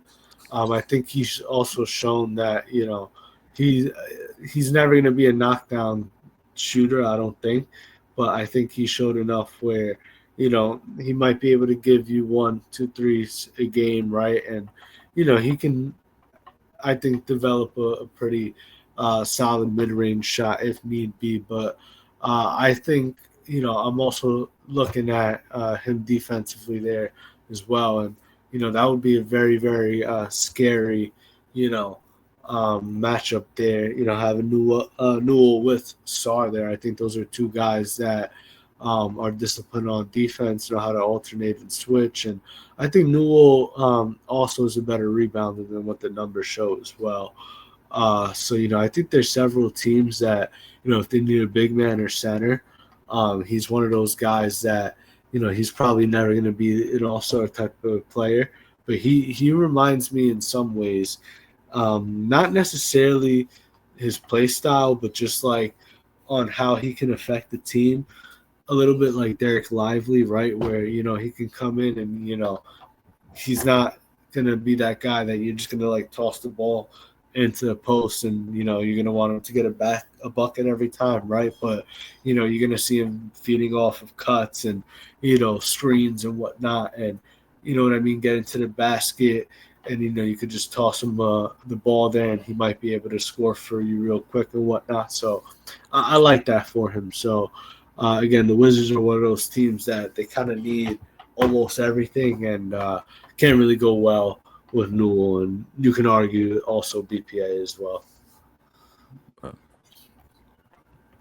19th pick, we got the Brooklyn Nets right Oh here. my gosh, yeah. Um, at this point, I mean, look, I said it with the Brooklyn Nets. They need everything. You know, I remember when they traded for D'Angelo Russell again at the trade deadline. I was just like, I didn't know what this team was doing, but at this point, I'm going to look at a player that I think has a lot of potential to be a pretty high value player in this league. I don't want to say an all star, but you know he has the intangibles for that. It's just we need to see a lot more from him. And listen, Brooklyn, I'm sorry, but they're not making the playoffs next year unless like half of the East dies. Okay, so like nothing is happening over there. So I don't think there's any hurt at all in waiting. So I got Cedric Coward for them because I feel Yeah. like Cedric Coward is a player that from what I see, from what I saw, and I try to watch as much tape as I can from him because, I mean, he only played 6 games, so it's not like you have that much of a sample size. But I did like what I saw, and he's, in my opinion, a guy that can, score at all three levels. But, he's also a pretty underrated rebounder as well, right? He averaged what, like, 7. oh, yeah, it's right there on the screen, 7 rebounds a game. So I think, and yeah, 55% overall from the field. What was he, like 35 from three? I think, right? It was Uh, actually 40 from 3. oh my gosh, wow. Well, in the 6 game sample size, I have it written down in my Well, notes. yeah. The last 2 years, like prior to this season, he was 38% from 3 on Okay, 4 attempts.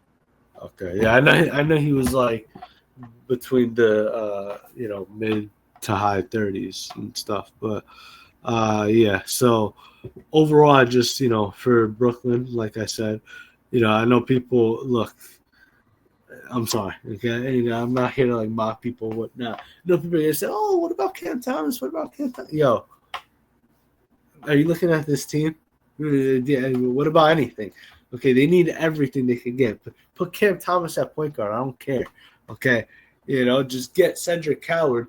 He could be a good player. If you need to, get a player eventually that's gonna, you need a small forward and you're desperate forward for it, and Cedric Coward is, coming in there and like, being a problem for Kent. Just trade him. I guarantee you the team is gonna take him. Okay, so he's good enough. In my opinion, he's somebody that like I don't see him like as a microwave scorer like a Con Knipple or a Trey Johnson can be, right? But he's somebody I think that I don't want to say you can revolve your offense around, but he's one of those guys where you could say, okay, this is a guy we can have as a building block piece to, when we have all stars around us, Cedric could feed off of them and, get a lot of those easy buckets there. But I could see him being like a good 15, 16 point per game guy in the league. Yeah. This was a guy that I was hoping would fall a little bit later because I was gonna pick him to like a crazy ass pick, but yeah, Brooklyn. If they took him, I'd be like, damn, you picked a good one. Um, yeah, I'm very intrigued with Cedric Coward. When I was watching his tape, just the intangibles with him and like the efficiency, you're just hoping it translates to the next level. And I feel like I think he could do it.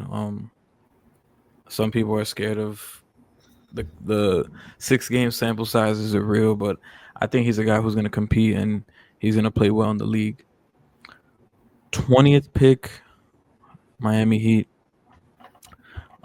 Where he at? Because I've been looking at my board because I kind of know who I'm gonna take. Um, this team desperately needs a point guard. Terry Rozier, I'll be surprised if he's still on the team. Actually, no, I won't be surprised because I don't know who wants him, so they might be stuck with him. Um, Davion Mitchell's good, but I mean Davion Mitchell is good for what like he culture and shit, but he is not like a point guard. I think this team has been needing a point guard for so long that they shot themselves in the foot with that Kyle Lowry trade because they needed one. Then they made the Terry Rozier move, even though Terry Rozier is not a point guard; he's just an undersized bucket getter. Um, so I'm gonna go with Nolan Traore, from France. Um, the biggest concerns with him is the shooting, but he has good size, 6'4", and this guy a year ago was a top 5 pick. So kind of struggled this year. At the end of the year, he played better. But if you're talking about like real point guards, he's your guy. And if you could develop that shot, I think this is a steal. This is a guy that if he plays at his best, you could be like, oh shit, this guy fell to the 20th pick. How the fuck did that happen? So I think at 20, this is really good value right here. So this is a position of need for them too. I couldn't agree more. I think that they're, um, you know, and this is just based on like what I've seen, reports I've read, things I've looked at.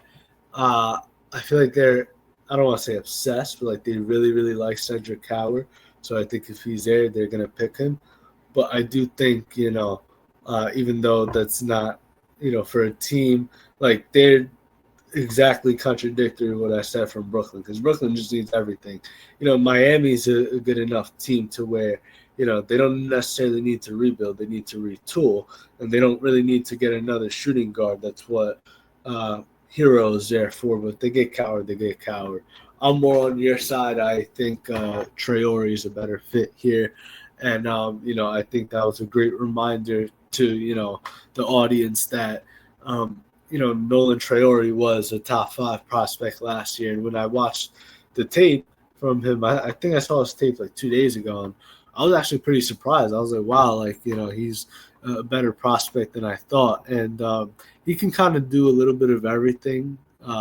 There's, at this point in the draft, I don't think there's too many guys that like specialize at one thing except for one player I'm looking at right now on the board there. You know who I'm talking about. But, and he doesn't specialize in in anything, but he's a player that I think can be very useful for them. So I do like Nolan Traore there to Miami.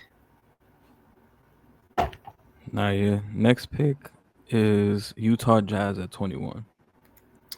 Yeah, so for this pick, I was kind of struggling a little bit on who I think they should pick, but watching some tape, I think I'm gonna go with Noah Penda here. Okay. Um, yeah, no, Noah Penda is a guy. He's like about 6'7", 6'8". Let's say right there. Uh, Did I pass him? yeah, you did. Oh, there he is. Yeah, I did. Yeah. See, okay. So yeah, 6'8" there.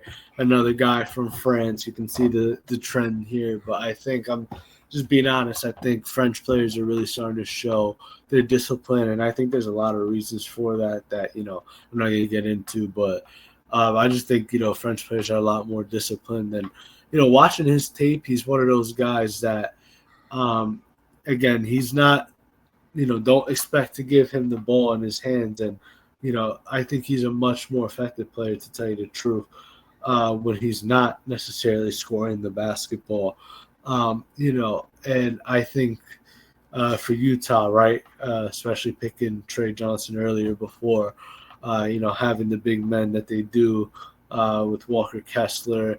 I think Cody Williams was a really big mistake, but having Keontae George there as well, you kind of want that one guy that's gonna come in there and provide a little bit of everything for you, right? And like not necessarily asked to like take over games and whatnot. And that's what you're gonna get with Noah Penda.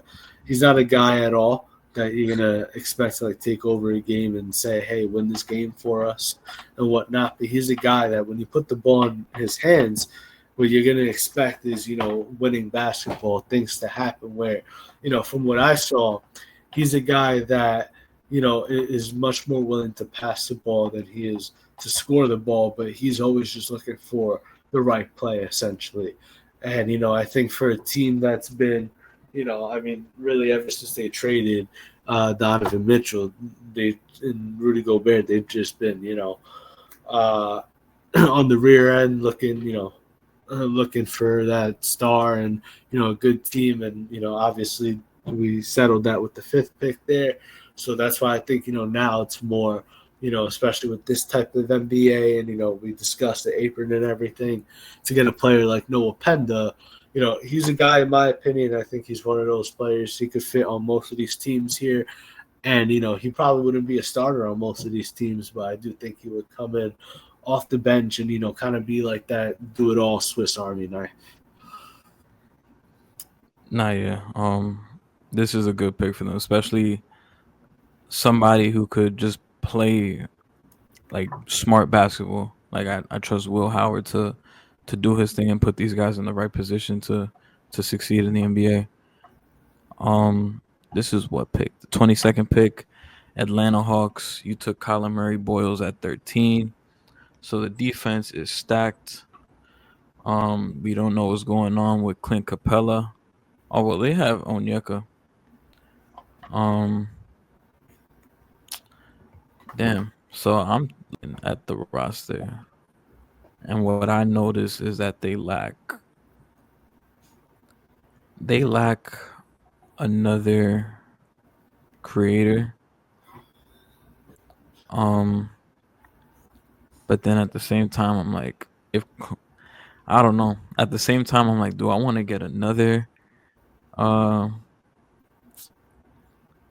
do I want to get another big just to back up Onyeka? Because I feel like Clint is gone. So I don't know. I feel like there's a lot of good guys on the board still. Um, I think I might take. This might sound crazy, but I'm just taking into account what you said before, and you're like, I'm not opposed to having this amount of centers, and I think this guy could come in and play for them, cause I don't think Clint Capella is gonna be on this team. Um, next season, and Onyeka is gonna have to be the starting center. But after that, I don't know who they got at the five. So Yeah, I think, no, so yeah. So I am going to take Thomas Sorber out of I like Georgetown. Very strong rim protector.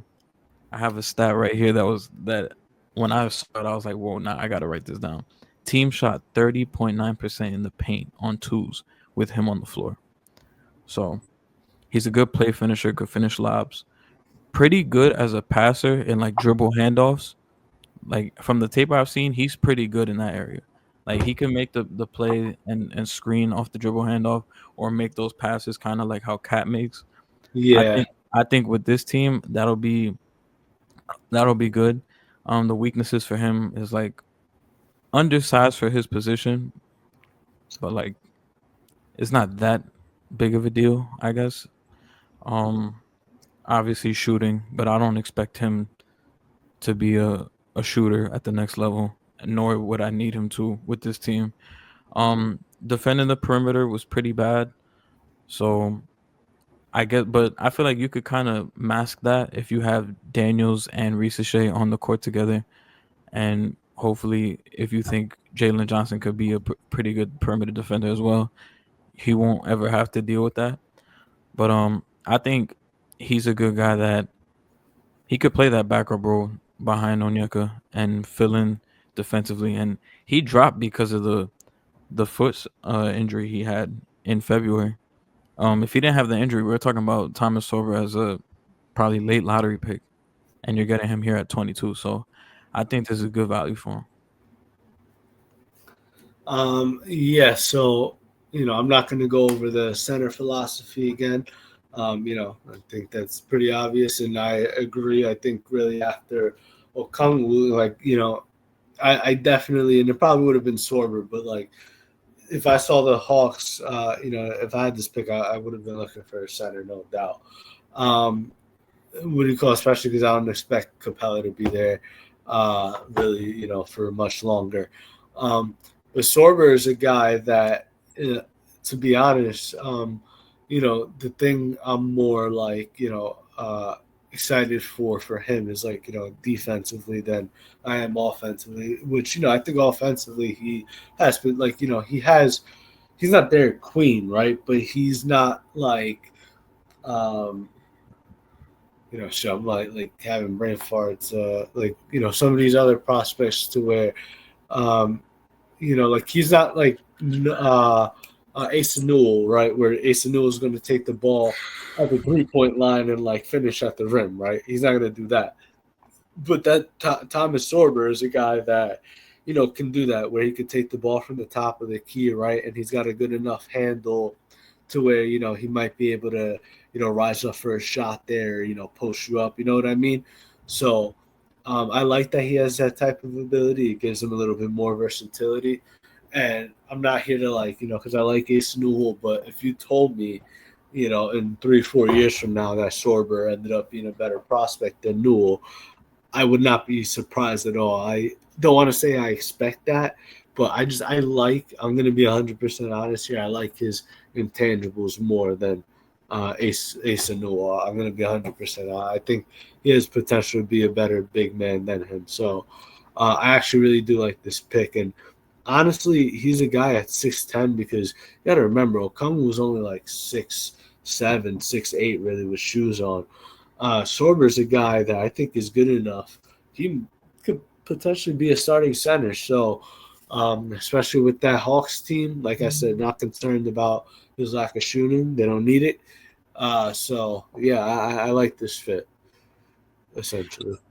Next pick is the 23rd pick to the New Orleans Pelicans. Yeah, I can close my eyes and I already know who I'm picking here. I said it. What do you call with pick number 7? We picked Con Knipple for good reason because they needed shooting. I'm saying the word shooting, and in my personal opinion, I think we're going to give them possibly the best two shooters in the draft here. Zion, congratulations, because you need it. Okay, you're like a 25% 3 point shooter in your career. I know you got a lot of allegations going on right now. We won't discuss that at all. touch on that, but assuming you do play and the team wants to keep you, listen, you have a lot to prove, and you need to start winning basketball, and that starts right now. And this guy, okay, I'm just said it, shooting and winning. Okay, he just won the championship, and this is a guy, like I said, I'm a little bit concerned about DeJounte Murray. I don't think CJ McCollum's going to be there long term. I think he only has, 2 year, 33 million, so he doesn't have much longer on his contract. So, I'm picking Walter Clayton Jr. Easily over here. I think, if especially if he's on this team, um, I can easily see him playing 15, 20 minutes a game from the start because, again, if you're Zion Williamson and, you need as much shooting, you need four shooters around you, in my opinion, as much as you can. And that's exactly the type of player that Walter Clayton's going to be. That 18 points per game, I think, is his peak. I think that's the most he'll ever average in his life. And I'm not saying that to disrespect him. I just think he's not like a true point guard to me. He's, a combo guard. He's an undersized shooting guard. That's what he is. But he's got a good enough handle where every now and then he can play point guard if need be. He's like Emmanuel quickly there. He can. He's just not a guy you want to start at point guard. But I think for this team in particular, I mean, yeah, I'm just imagining Zion pushing the ball in the fast break and, everybody sitting there worried about the 6'7" Colin Knipple, who, I mean, you said was arguably your favorite player in the draft, which, with extremely good reason. So, if that happens where, they get Colin Knipple and, he's just standing there stalking the corner and you got two guys on Zion because one person's not going to guard him. You got Walter Clayton Jr. just lurking, just sitting there, okay, like prey, waiting to knock down threes. So, yeah, I just think it's a perfect fit for him. But nah, I like this pick. Next pick, 24th overall pick to the Oklahoma City Thunder. I've been looking at my board just to be prepared to who to take next.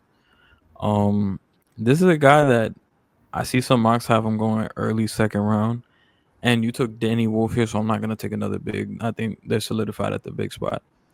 Um, but I'm gonna take a guy that he might not get picked in the first round. He maybe will, and if he does get picked second round, it'll probably be early. But I'm going to take Adu Thiero from Arkansas. Um, just an long athletic wing. Have it in my notes here. 7 foot wingspan, eight 8 foot standing reach. Gave you almost 2 steals a game.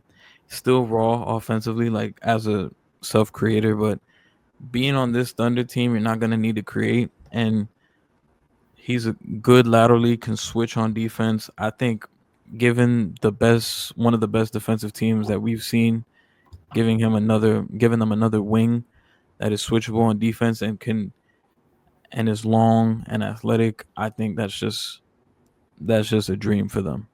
And he'll fit right in. Like he could come in and give you 12 good minutes if need be, and he's not gonna take away from Shea or J Dub, and he'll literally just be able to play. So I really like this fit for them because they don't really have to think about it too much. They need guys that are ready to go out and go to war. Yeah, I agree. Honestly, kind of like what we were saying with Danny. Well, there's really not much to say here because I think the Thunder. I mean, you look at all the players on the board. Who's really on the board that you can pick and you can say, oh yeah, like the Thunder. Yeah, what a bad pick. Like no, I'm sorry. So there's really not much to say here. Um, you know, so many different players you could have picked. But for Duke Hero, I just think, personally for me, because, I didn't really know much about him prior to the tournament. But, like, from what I saw, he was very impressive to me. And in my personal opinion, I thought he was their best overall player.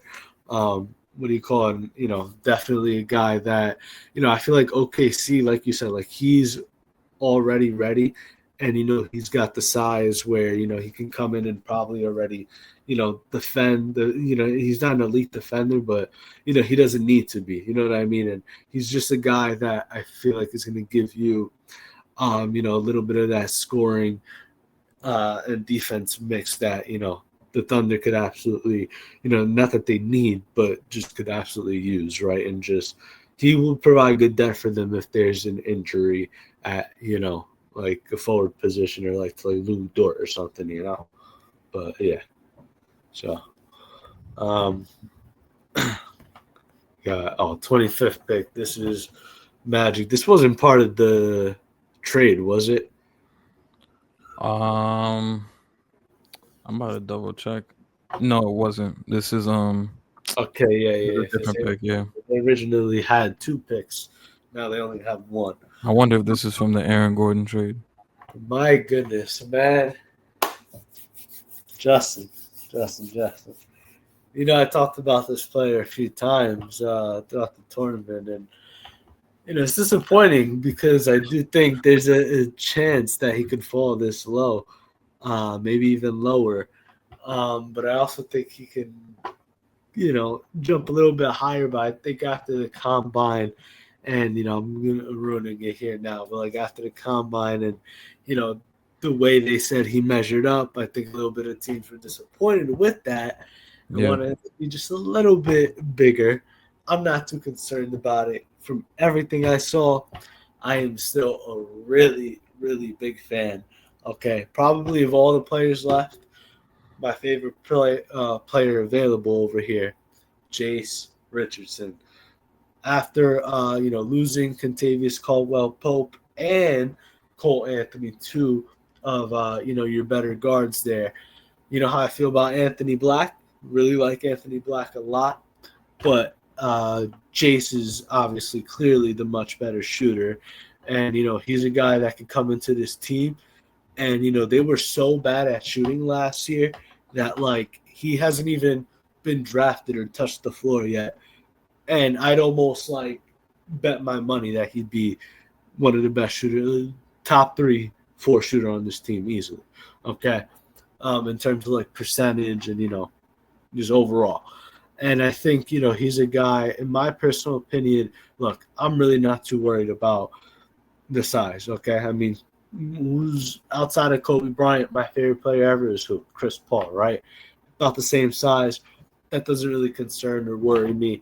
I think he's a good enough ball handler. I think he's a good enough scorer, and I think for this Orlando team, okay, that wants to obviously that wants to that's making big moves and really wants to compete and make a statement. I think he's a perfect player who obviously he's an NBA the son of an NBA I don't want to say legend, but very good NBA player. And so you saw that because a lot of guys that are the sons of NBA players tend to have higher IQs, and he had a very high IQ at Michigan State. Tom Izzo raved about that. One of the smartest players he's coached in the last few years, and I would see that. This is another player again where I'm going like this. Okay, well, I'm pointing that right there at 1.9 assists. Just like I went like this with the age thing for Nick Clifford, I'm going like this for Jace Richardson. Don't look at that. That's not important. He's a much better passer. The Spartans were pretty stacked this year, and they had a lot of guards there that were kind of taking away those assists from him. But he's a much better playmaker than what the numbers show. So I think off the bench, if and I'm not too confident he'll fall this low, but if he does and Orlando's able to get him, I think they're getting a gem here at 25. And a backup point guard for Jalen Suggs. No, yeah, this is the perfect spot for him. If that prior to the Desmond Bain trade, he's somebody I would have looked at 16. Um, when Orlando still had that pick, I think part of the reason why he's falling is because Orlando don't got that pick no more. But I Yeah, think this is like the perfect spot for him though, a guard that they need and spacing as well. So I probably would have made this pick too. Next pick I think is the Brooklyn Nets 26. yeah, they pick back to back. Back to back picks. Took Derek Queen, Cedric Coward. At this point, they could do no wrong. They need everything. Like, yeah. They need everything. Fuck it. Um, I think I'll take Will Riley. Um, 6'8" guard slash wing. Showed you some flashes, good potential, still young, 19 years old. Could show he could make plays in the open court. Still needs to get stronger. Can improve 100%. could improve that 3-point shot, but you could tell he's a smooth athlete, has good strides, and I think with the right development and the right system, I think you could probably get the most out of him, especially with a creative coach like Jody Fernandez. You could do that. So I think for Brooklyn, why not? Like just take the chance here. So Um, yeah, I'm gonna be honest, and I know this is like about to sound wild, but I'm gonna say, um, I'm not a big fan of Will Riley. I don't really like him, but I was actually, I swear to God, I was gonna pick him here, because, like I said, this is the Brooklyn Nets. They could do no harm. They could afford, in my opinion. Even though I know, I just said they're desperate for Cooper Flag. Well, guess what? That's not going to happen. I mean, I want Jennifer Lopez, right, or wanted her 5 years ago. It was never going to happen as much as I crave. Like, some things are just, it's not going to happen. So they can dream all they want. Try better luck next year for the Banster or something like that. But yeah, that's not going to happen. So for me, I think they could afford, drafting a potential bust. And I don't want to say I'm trying to be as nice as possible, but I feel like if there's a player around this range that has a high bust potential as him, like you said, he's got to get stronger. He's not he's not a guy that can really create the shot for his own. He kind of needs to get fed a little bit there. And I feel like without Jaco Jonas, for example, he'd probably struggle a lot more, right? Not having like a structured point guard and whatnot. He's not a guy that if the Nets were in a position where they were, like the Hawks, for example, right? Like I would not pick this guy if I was the Hawks, and I really, like I'm on the brink of like I'm retooling, and I'm like in the brink of like that 5 to 9 seed range. I wouldn't pick him, but for a team like this, I would because I think with the potential, can't go wrong. He's a guy that could potentially be a microwave scorer, right? If he's able to put it all together and whatnot. But I think, we've talked about this before with the guy like Ace Bailey. He's a guy that needs a good coach, and I like Jordy Fernandez. So, yeah, just send him to Brooklyn. I think that would be best thing for him. now next pick is on you. 27th to Brooklyn, back to back. Yeah, this is also another pick here. I mean, at this point, I feel like they can do anything. This might be a little bit of a reach here.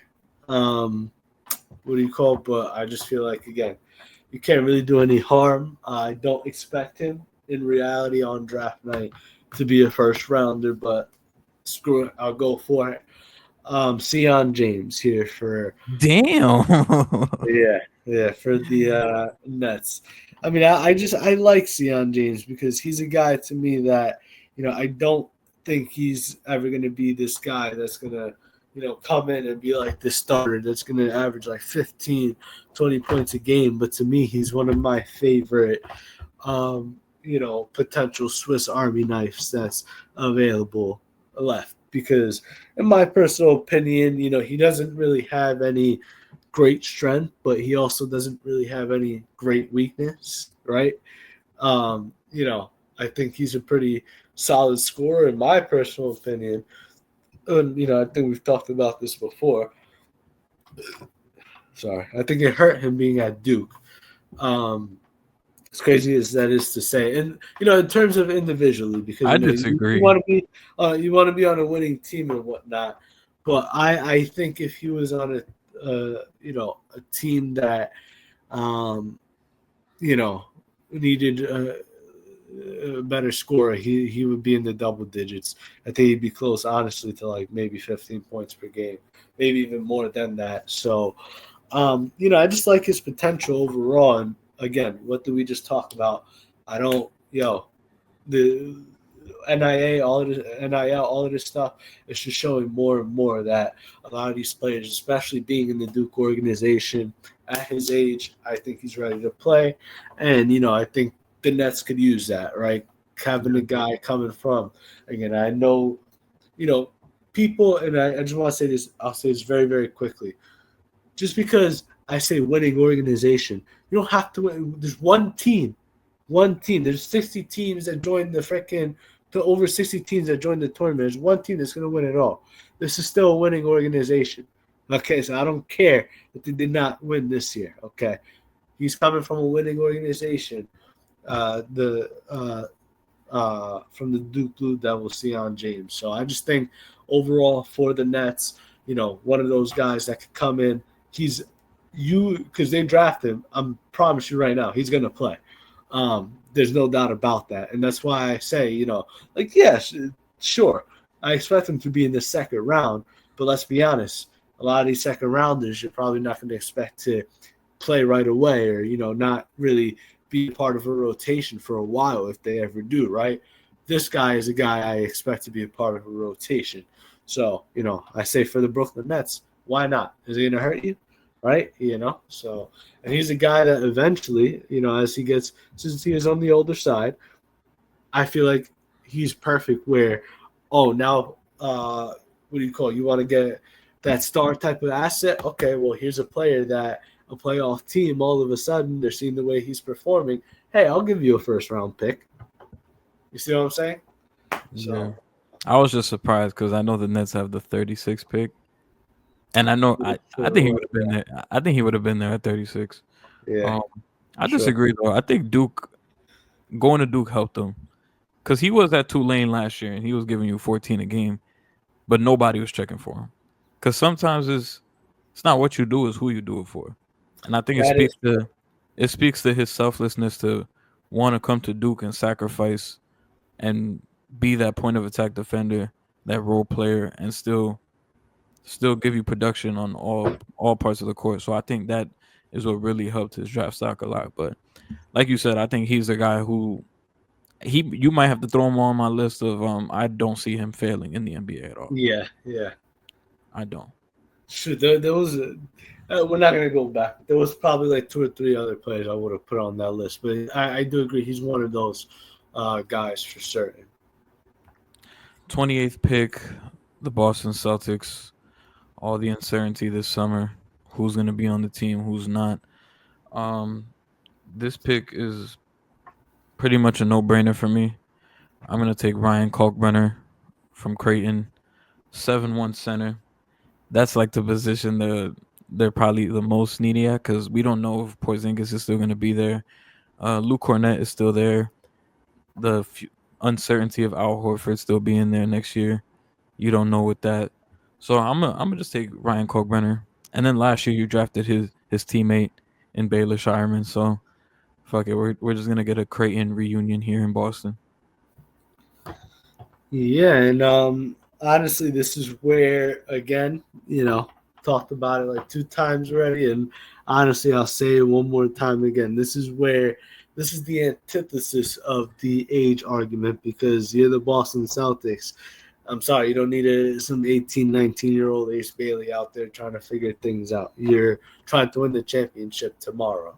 Okay, so even with Jason Tatum out, right? What, you're just gonna roll over? Like, no, you want to win the championship at all times. So I agree. I think this is the perfect fit. I would have thought even a guy like Maxime Reynaud, you can't go wrong. But honestly, I like Kalkbrenner a lot because he's a guy which they have.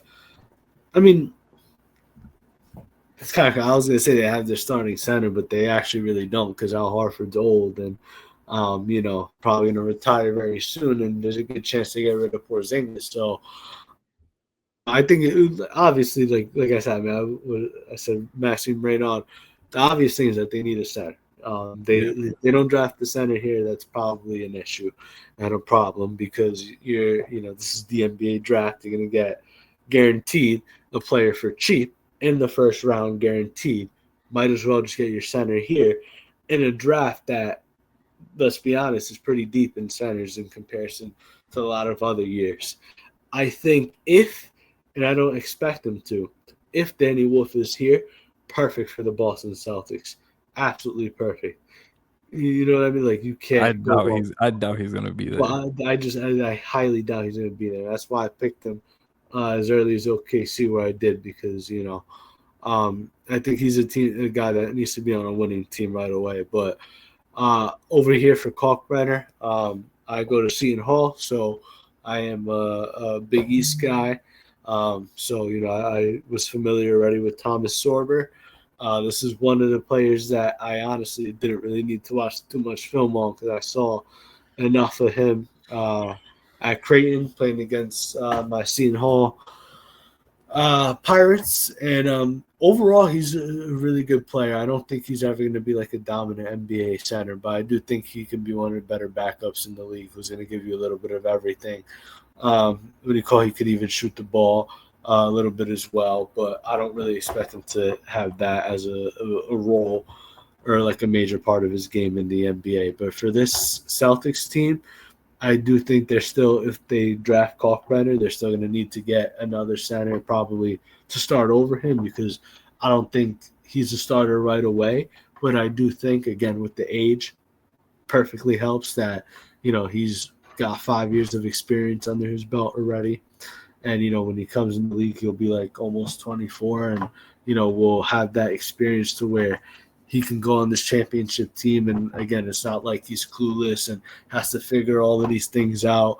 You know, they have it seems like they have a pretty good relationship with a lot of Big East schools, the Boston Celtics. So, yeah, I just think this is a good fit for him overall. And probably the best player the Celtics could pick in terms of what they need. Next pick is on you, Phoenix Suns at 29. Yeah, I knew exactly what I was gonna pick here, no doubt. Especially when I look at need, and been saying for since they freaking traded away Chris Paul, they need a point guard.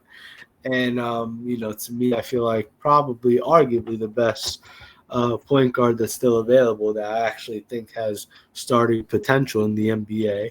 Again, once again, I'm going to drill it in the audience and everybody else's head. Again, the age factor, 23 years old. I'm going to go with Cam Jones. Damn. Yep. You're going to pick him? That was gonna be my next pick. Oh, man. Yeah. Damn, what the Uh, fuck is Jim Jones? well, I mean, honestly, looking at the Clippers too, I know they have James Harden, but he'd be a good fit there. But honestly, I think he's a bigger necessity for the Phoenix Suns than he is for the LA Clippers. So I'm not really going to say too much here. I think, I mean, even just looking at his stat line, right, 19.2 points per game, 5.9 assists. He's going to give you a little bit of everything, and also at 6'5", for his size, I think he's a pretty solid defender. I know there's some people that might disagree with that. That's fine. I think he's a guy that's going to come in there, and I'm not saying he's going to start over. Tyus Jones is still under contract, right? I don't think so. I think Tyus Jones signed Yeah. like a 1 year. Okay, yeah. So honestly, it would not surprise me at all if you know he's the starting point guard. I don't want to say from day one, but like eventually some point throughout the season because they don't have any freaking point guard. They just don't. And Cam Jones is a good enough player to where he could have been drafted anywhere, in my opinion, probably right after the lottery. I think this is like his floor. I don't think he should be picked outside of the first round, to be honest. And I think he's also BPA too, arguably, right? Best player available as well. So, yeah, especially with this Phoenix Suns team. We just saw one of their picks go to the Memphis Grizzlies. So shout out to them because I think the Memphis Grizzlies got a lottery pick there. and the Suns are going to be very desperate, very, very, very, very, very, very soon. And I think they'll be happy that they got Cam Jones at the price that they got him at. Um, because a 29th pick is not that expensive, and for the production that I believe he'll give them. Damn, I was gonna pick him. um, Last pick, L.A. Clippers. Um, Damn, I feel like damn they're kind of loaded with wings. I was gonna take Cam Jones as a backup. Um, I did look at Ben Seraph or Ben Seraph, however you pronounce it, to see maybe that guard. But now the more I look at it, um, I think just looking at the Clippers roster, they need another. I think they could use a backup center. Drew Eubanks is good, but I think I'm gonna take Joan Behringer from France. Explosive big man, 6'10" with a 7'3" wingspan. He's still really really young. Um, Very athletic. He's still raw, but I feel like with Ty Lue, one of the best coaches in the league, this Clippers team defensively, and Jeff Van Gundy being a big part of that, I feel like you could mold him into something special here, and it doesn't hurt to have a backup big. So to have him coming off the bench, um, to help out Zubats, I think that'll be a big thing. So I'll take Joan Behringer here, and he's been a guy who's been rising in a lot of mocks lately. Um, so I'll take him here. I feel like at 30 is good value. Yeah, 100%. I think at 30 is great value. Like I said, can never go wrong with drafting centers, right? Always a necessity. Always need rebounding and defense, and I think he's one of these. Because I was watching the tape on him, and he's one of those prospects that I think he's still, in my personal opinion, developing, and I think kind of similarly to Cam Jones, late in a draft, I think he can be a very high value pick to where in 5 years you're looking up and saying, wow, we got a pretty solid, potential double guy, solid, defender getting us a block and a half a game guy, right? That, that's what I look at him and, I think of. So, I think for this Clippers team, um, you know, there's a few holes to fill here, but like I said, this is something that you can't really go wrong with. But yeah, Yep. So that's gonna do it for the mock draft. We went full really first good. round. Um, I'm not gonna read off all the names because Yeah, 30 picks is OD. But thank you again for pulling up. Um, of course, yeah. this was the last mock draft until next year. Maybe we do like a very early one. I'm not doing it after the draft. Nah, yeah, Maybe like September or November or some shit like yeah, that. yeah, But yeah. yeah, draft is There's next no week. rush for that at all. Yeah, no rush for that at all. But appreciate you for pulling up. You're always welcome. Um, yeah, I gotta get out of here. But You thank you got work again. This soon, was right? fun. Yeah, Yeah. yeah, This was fun though. Next maybe I'm not gonna do a reaction video, but we'll probably text about it, like reacting to it while it's happening. So, yeah, absolutely for sure. but But thank you, bro. Take care. absolutely, yes, sir.